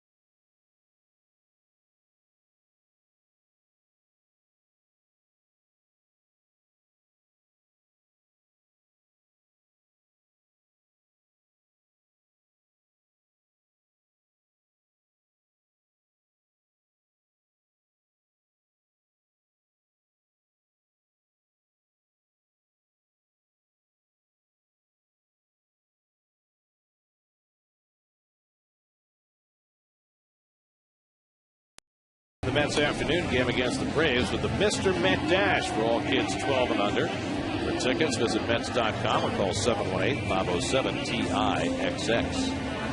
Manny Acosta, the former Brave, will take on his old team in the 7th. Well, Manny's done a nice job since being recalled from Buffalo. He has been unscored upon in 9 of his last 10 outings. So come in to face Jason Hayward, who has the biggest hit in this game. Came to bat in a 3-3 game in the 4th and hit a shot off the subway sign in right field for his 18th home run of the year. And he hits another one to right field, this one off the end of the bat. And Carter moves over to grab it. 1 pitch and 1 out. Just away enough to get on the end of the bat. And it's a matter of just 4 inches. Just ran away enough to get towards the end of the bat. And watch the lead foot again. We showed you last time. Don't turn that ankle. Good Lord. Take it. Does his swing remind you of anybody, Keith? I mean, it's such a quality, pretty left-hand hitter swing. When he comes over with that top hand, he really accentuates the top hand right before contact. When he really gets that level swing on that pitch high, I'll give it some thought here. Off the foot of Prado, 1-1. John Milner hit a little bit like that? No, Milner was a low ball hitter. Low ball hitter? Oh, yeah. Milner was looking to lift everything. I mean, is there any Stargell or LeCovey in there that you see? No, I don't see that. I don't see it at all. Not Junior. Junior had more of an uppercut. Yes, definitely an uppercut. Well, maybe that's a good thing. He's so unique for a left-handed hitter. Derek Lee on deck. Prado is 0 for 3 tonight, and he pops this one foul. That'll come back out of play.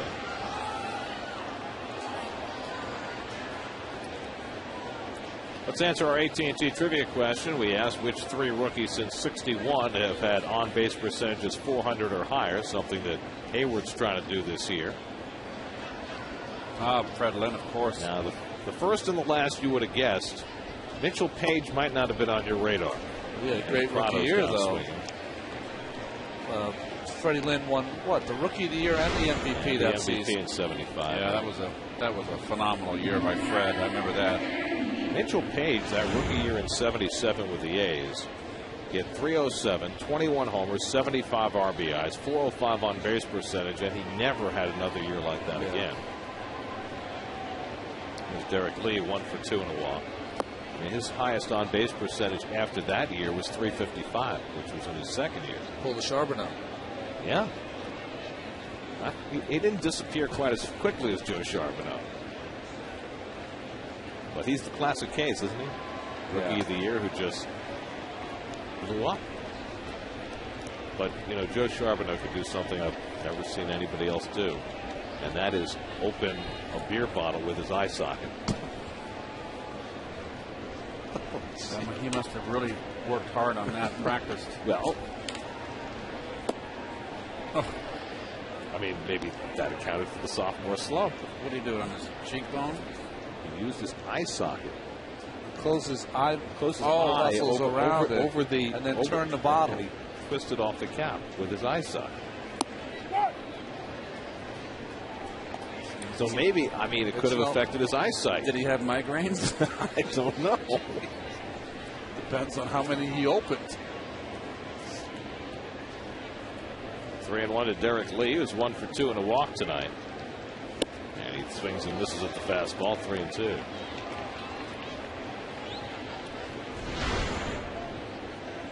Nice job by Acosta going right after Lee. He's got that home run swing. 17 home runs this year, but only 1 with the Braves. And he takes ball 4, so leads on base for the 3rd time. You know, Wrigley Field was really the perfect ballpark for Derek Lee.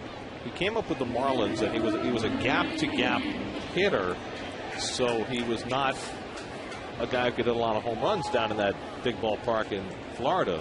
but it was perfect for Wrigley Field. And I think that's why Derek was reluctant to leave. He was claimed by the Los Angeles Angels, I believe, and said no to that team to join them. McCann hits one deep to right. Carter over to the line, reaches out and grabs it right before he gets to the sidewall. Nicely done by Chris Carter. McCann is retired, and so are the Braves in the top of the 7th. Stretch time, 6-4 Atlanta.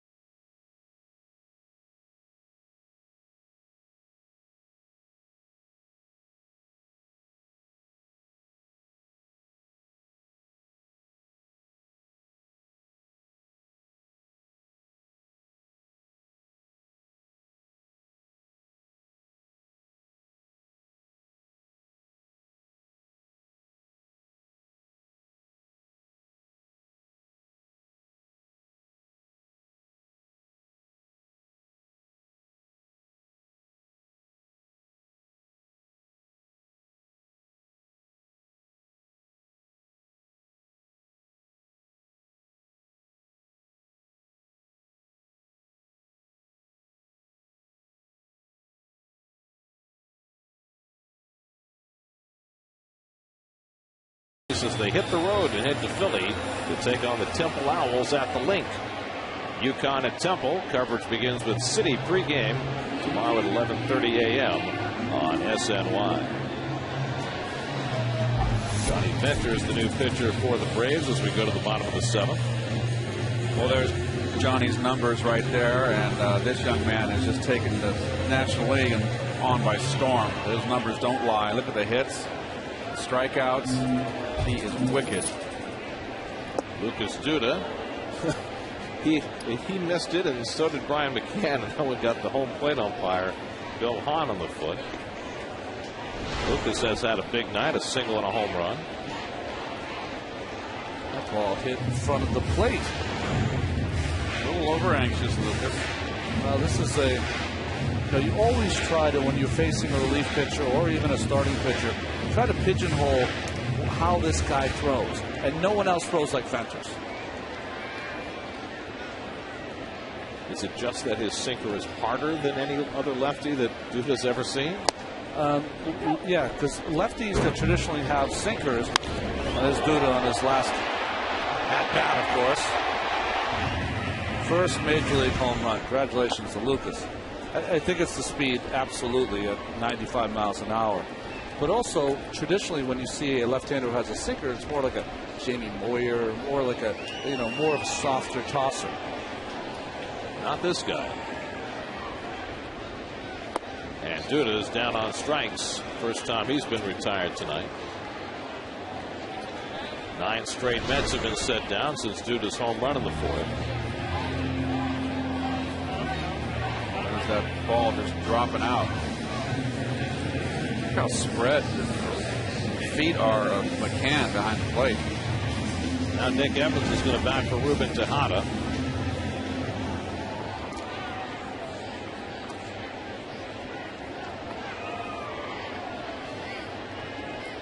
Evans, who hit his first home run of the year in the Pirates series on Tuesday night. Takes ball 1 for Venters. Angel Pagan is here. He was scratched from the lineup because he was very late arriving at the ballpark today. He was dealing with a family matter, but he is available to pinch hit tonight. But for the moment, it's Joaquin Arias who's come out on deck to pinch hit for the pitcher.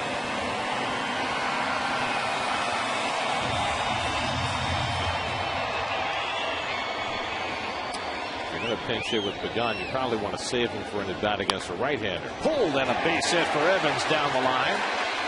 They get 2 bases out of this.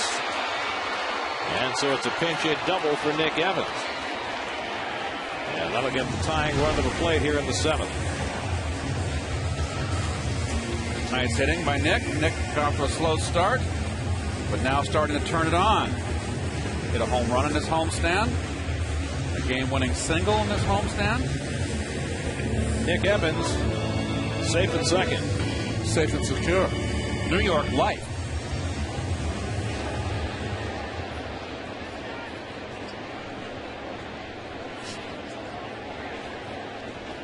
Here's Joaquin Arias to pinch hit. And he takes ball 1 from Venters. Tommy Hanson went 6 innings, allowed 4 runs and 5 hits, a walk, 4 strikeouts, a home run. He's in line for his 10th win. Over descends in the Mets bullpen. The Braves bullpen has been spectacular this year. But Tommy Hanson has had 6 potential wins squandered by the bullpen this year. All the other Braves starters have combined to have only 7 wins squandered by the bullpen. Arias floats one into shallow center, and in comes Melky Cabrera to make the catch, and back to second goes Evans. Melky had to go a long way for that ball. Arias retired for the second out. There's your freescore.com Mets box score. Lucas Duda with 2 RBIs, including his first big league home run. John Neese drove a run with a base hit. It's an everyday affair for Met pitchers these days. And Reyes has the other RBI, and it's Jose who's coming to the plate as the tying run here in the bottom of the 7th. You know, you would be tempted when Venters pitches, because he throws so many sinkers, the ball's usually going to be on the ground. And he breaks so many bats that as an outfielder, you'd be tempted to play shallower when he pitches. Reyes is 1 for 3 tonight.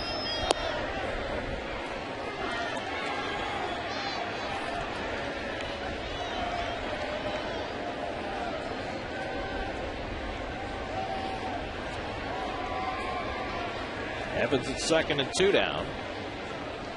And Reyes fouls one into the dirt. I saw a breaking ball there from Venters. He gets more swing and misses with pitches that don't make it to the plate. So down with the bat in his hands. Chris Carter is on deck. Well, he might well hit for Carter if Reyes can keep the inning going. Say fouls it away. The thing about Pagan is you'd love to save him for a right-handed reliever, but will the Mets see a right-handed reliever? They do have Peter Moylan up in the bullpen, but they might go from Venters to O'Flaherty to Wagner, 3 lefties in a row. Big hit last night, though, Pagan off Thomas, knocking a couple of runs. 1 and 2 to Reyes. And Jose bounces one slowly. Prado off the bag lead, makes the tag, side retired. Nick Evans with a pinch double, but he's stranded through 7, 6-4 Braves.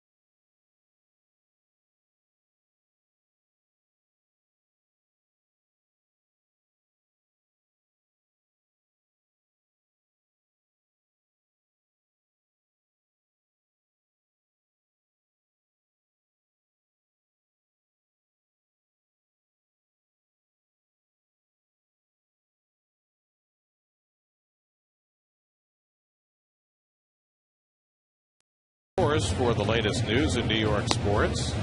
Raul Rivas and his hamstring. Bobby Cox ejected tonight.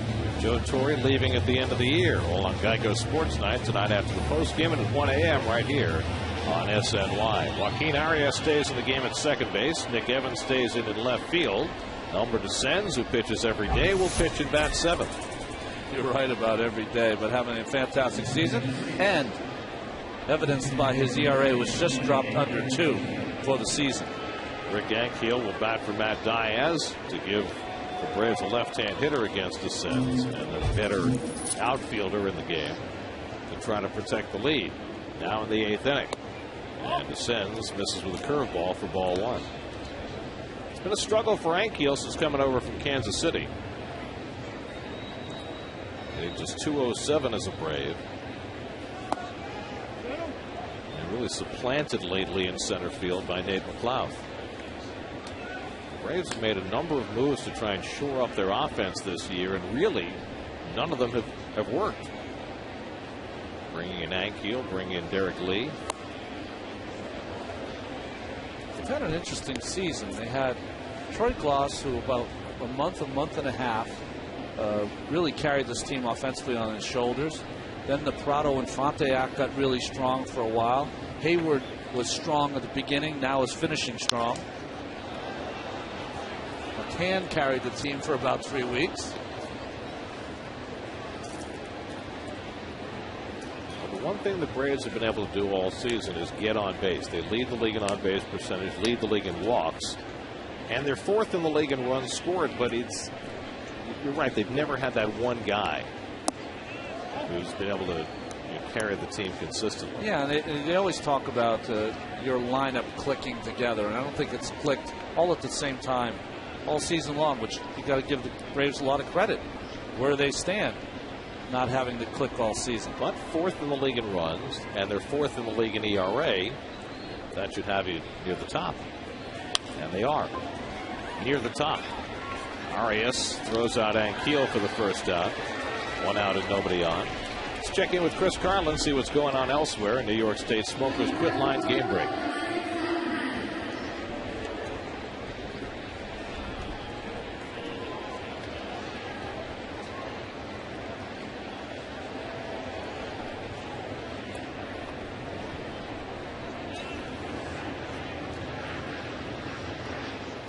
Meanwhile, the Orioles leading the Yankees 2-1 in the 7th.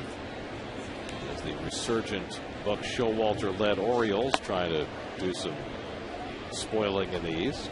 They've played well for Buck. They've got their attention.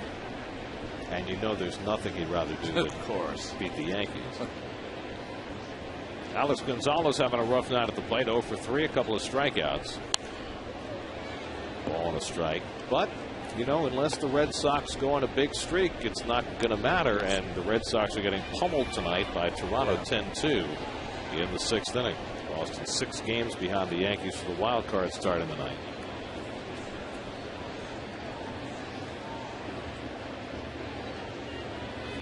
And DeSenz runs 1 in on Gonzalez, 1-2. Meanwhile, the Cardinals are beating up Matt Latos and the Padres. That is now 7-2 St. Louis in the 2nd inning. That's the one thing that you can't account for. How strong will those young pitchers be in September? They run out of gas. Check swing back to DeSenz, and Gonzalez's rough night continues, 2 away.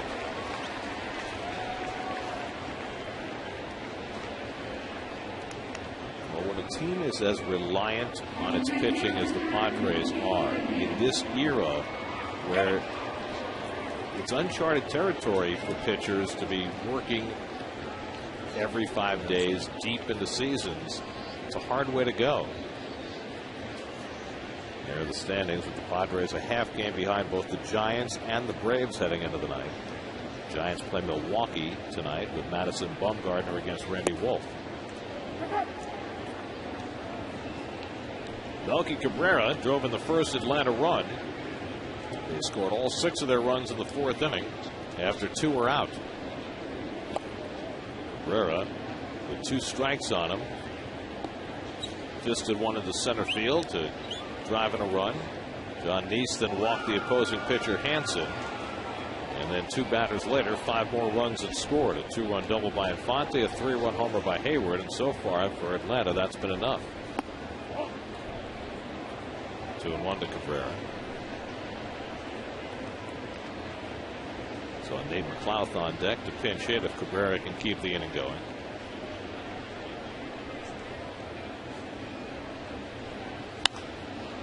Toward the left field line, and over goes Evans to pick it off to end the inning. Well, the Met bullpen's been spectacular. 4 hitless innings. Mets down by 2.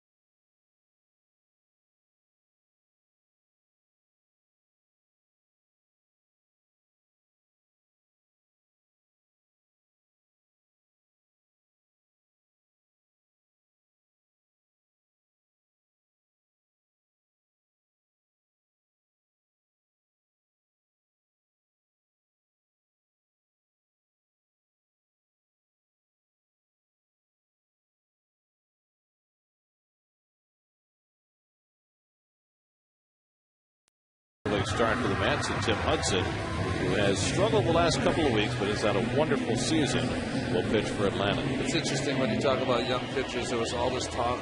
G has had a lot of innings. Maybe you have to change things as Melky Cabrera comes in. Not to come in, moves over to left field. Rick Ankiel comes in to play center field. And Takahashi Saito gets the ball here in the 8th inning. He's had a wonderful year for the Atlanta Braves. Unscored upon in his last 7 outings, and only once in his last 14.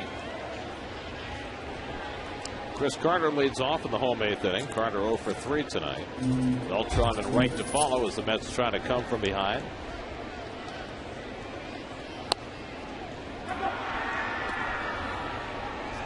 I'll just saying quickly about G is that here he was, thought about shutting him down, but with all the injuries now, he's got to make his turn, which is a good thing for Dylan.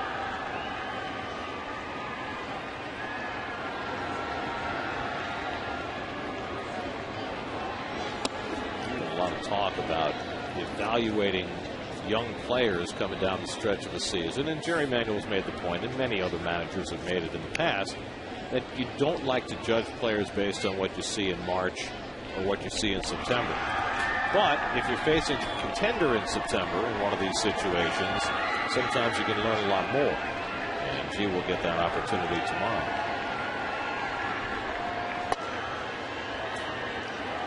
1-2 to Carter. For the Braves, Tommy Hanson went the first 6 innings. Didn't look great.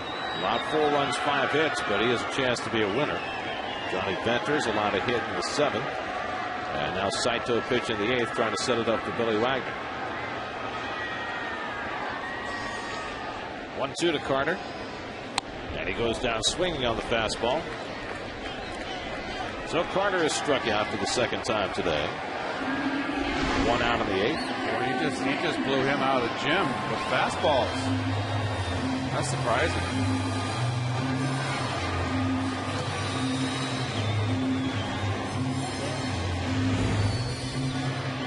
He's got a good fastball tonight. So 1 away. Here's Carlos Beltran, is 0 for 3. 2, 3, and 4 in the Mets batting order tonight is 0 for 10. Carter, Beltran, and Wright.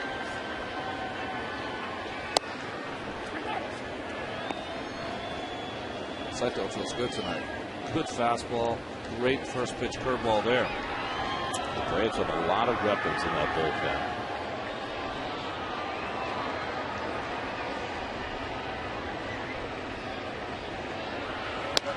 They and the Padres easily have the best two bullpens in the National League this year.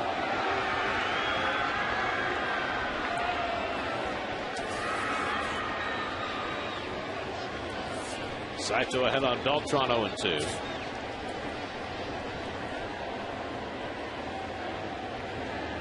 And Carlos only waves at that fastball. Back-to-back strikeouts for Saito to start the bottom of the 8th. Saito's throwing very hard. I think that Carlos was just thrown off completely with Saito's hesitation windup. I don't think he picked the ball up well at all.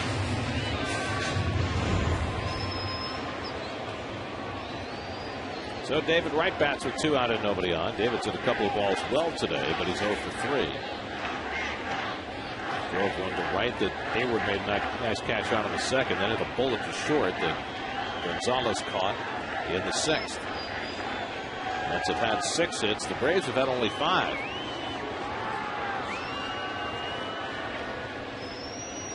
And David pops one foul.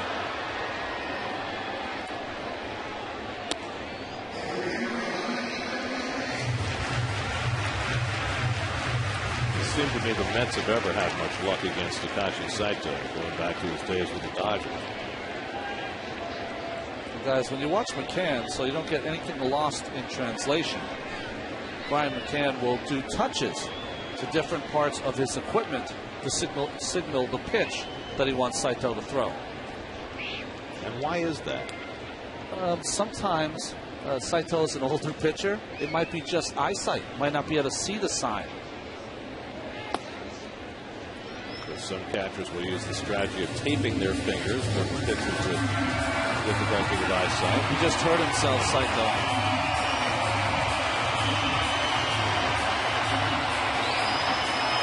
Chino Kanahia, the acting manager, and the Braves trainer heading out to the mound as well.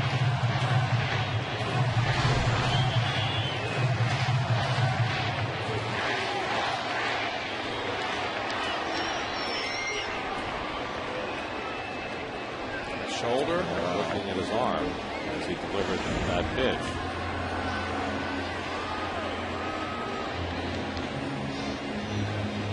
Mr. Wagner for a 4-out save.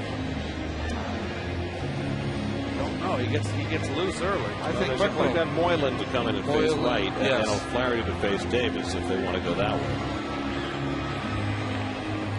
Moylan starts the throw. But he'll have as much time as he wants when he comes in. If he indeed is coming in. He's got to go. He's leaving. Yep. You see, after he releases his pitch, he kind of hangs that right arm just by his side. Watch release, and just kind of hangs it there. So Saito exits with 2 out and nobody on with a 1-1 count on David Wright. Peter Moylan will come out of the bullpen. Call to the bullpen brought to you by Lincoln Mercury. We'll be right back.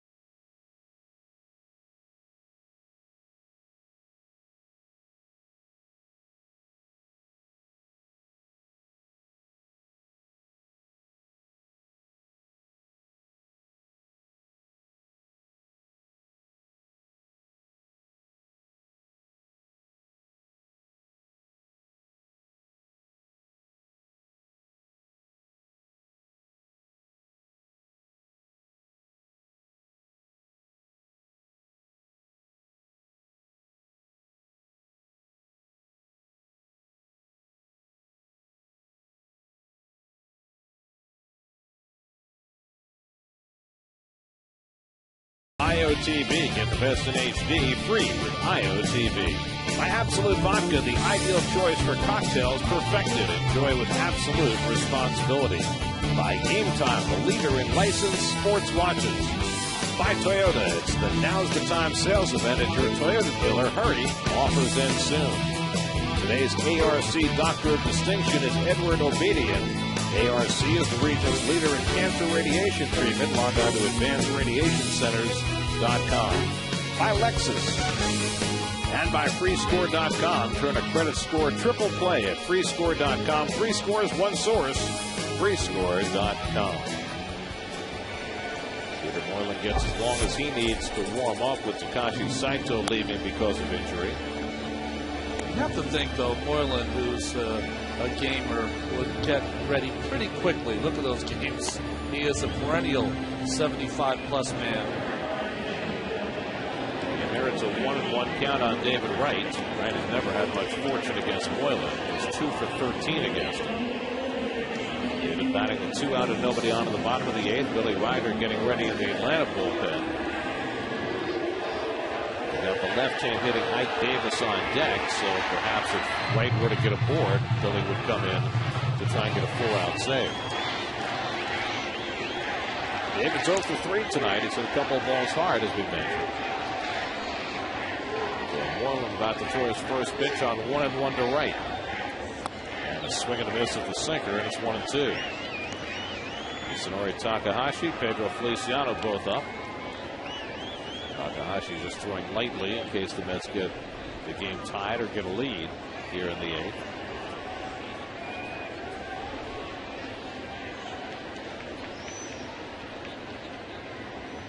One-two. Slow ground ball. Prado in. Side retired. So Moylan comes in and gets David Wright. Let's go 1-2-3. On to the 9th.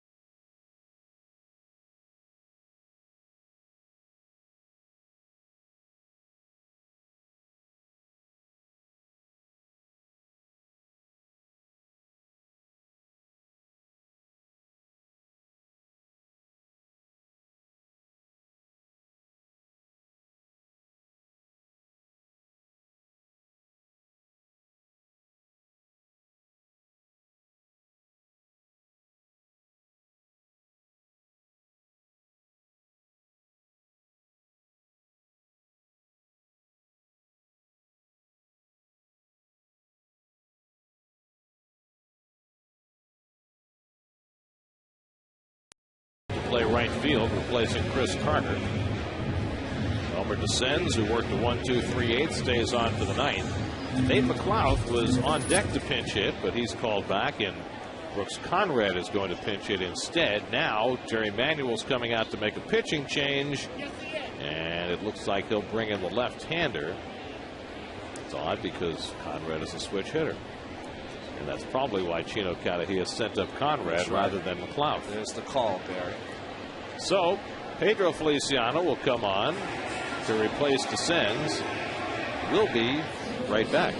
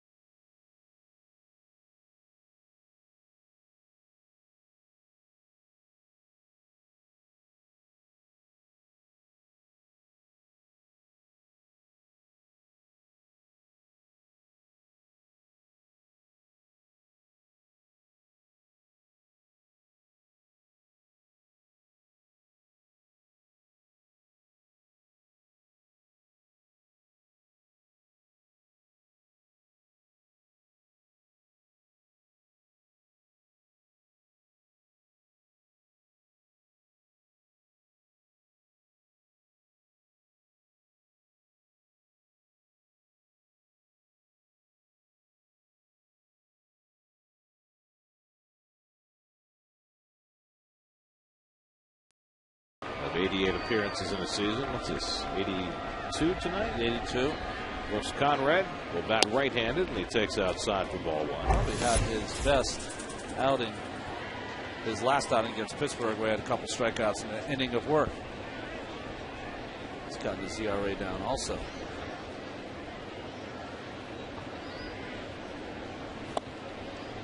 Runs that one in on Conrad, and it's 1-1. Omar Infante on deck, and then Jason Hayward in the top of the ninth as the Braves look for some insurance before they hand it over to Billy Wagner. Conrad pulls one to left, but Evans gets over. One away.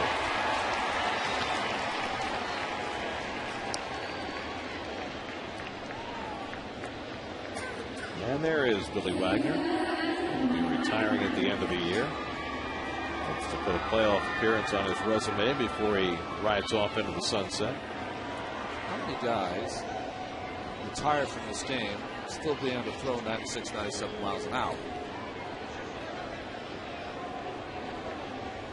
Here's Omar Infante, who's 1 for 3. The answer is that most guys don't retire from the game. Yeah. Most guys get retired from the game. I know that way.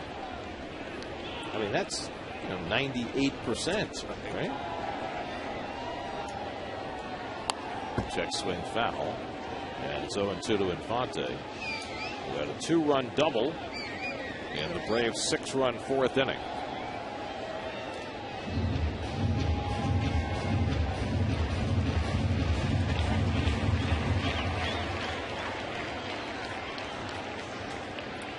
Phillies now lead the Nats 9-1 in the bottom of the 8th, so Braves are going to need to win this game to stay 3 games behind Philadelphia. Infante chases the off-speed pitch, and Feliciano has his first strikeout. 2 out and nobody on.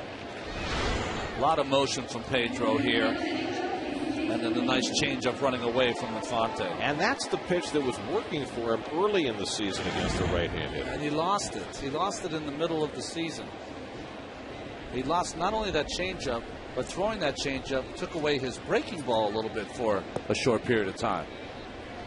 Now Jason Hayward, who had a 3-run homer back in the 4th, 2 for 4 on the night.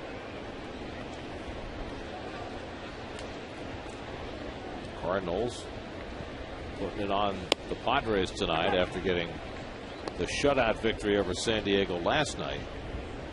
Tonight they've got Kyle Loesch pitching.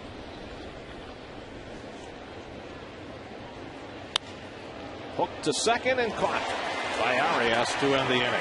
So a 1-2-3 inning for Feliciano. Now the Mets come to bat in the bottom of the 9th with Ike Davis to lead off.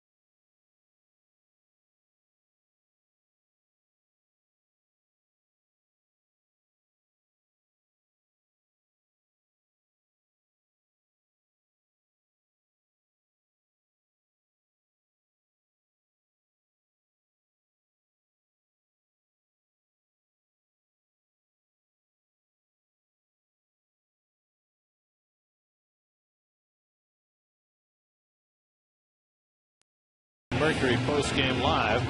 Fritz Carlin and Bobby Ojeda will have all the stuff you need after the ball game. Highlights, interviews, analysis.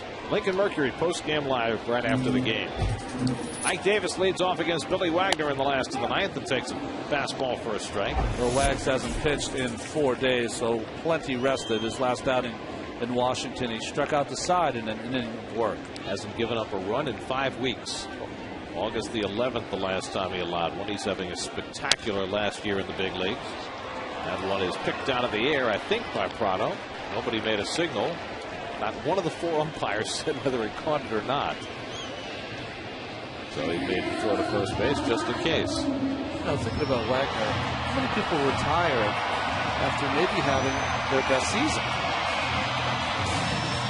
And he's had great years in many places, Houston, Philly, here in New York, but this might be his best year. Here's Josh Tolle, who's 1 for 3, singled and scored a run back in the second. They are officially calling that a 5-3 putout. Here you see the New York Community Bank saves leader. Wagner has 33 saves and 40 chances.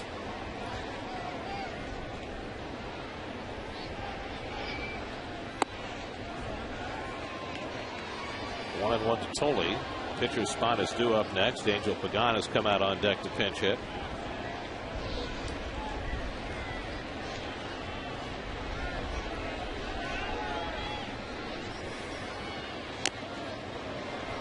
Just got a little piece of it. 1 and 2. Look at the smile on his face. He likes these challenges. He really does. He's got some fight in him. I'll tell you that.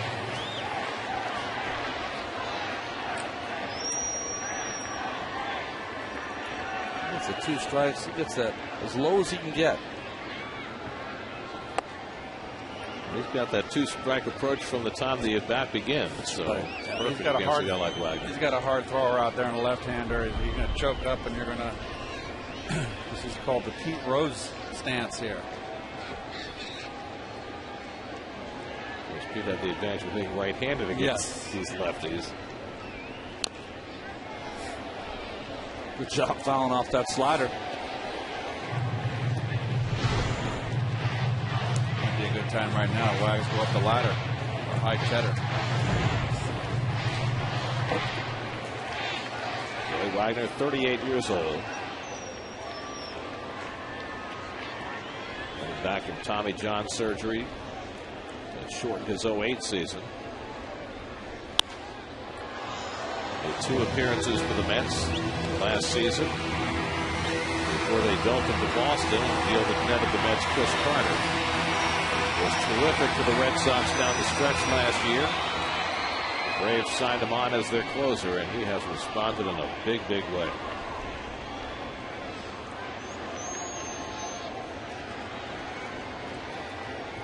Again, the 2-2. And Tolle hits a dribbler. And Wagner throws him out. And the Mets are down to their final out of the night. Angel Pagan will be the pinch hitter. Angel was a late scratch from the lineup. He didn't arrive at the ballpark until just a few minutes before the game because he was attending to a family issue. He's only had 5 pinch hit at bats this year, and if memory serves, they all came very early in the season when he was splitting starting time with Gary Matthews Jr. That didn't last very long.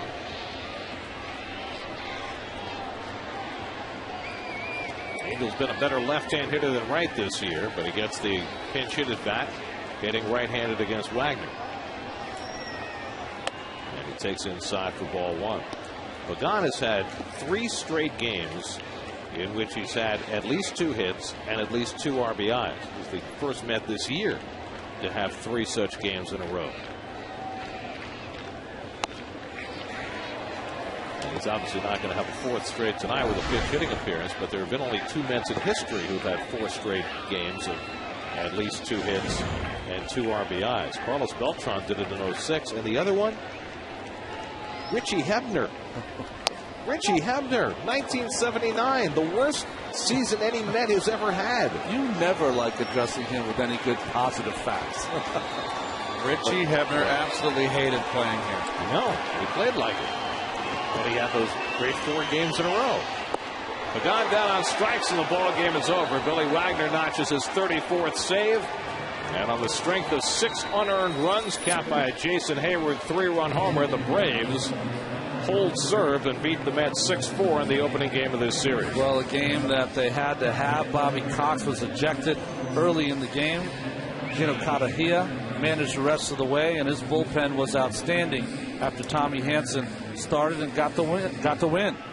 Well, the Mets out hit the Braves 6-5, but it's the runs that count, and the 6-run 4th inning was all it took. The error by David Wright opened the floodgates. All unearned runs to Jonathan Neese, whose record goes to 9-9.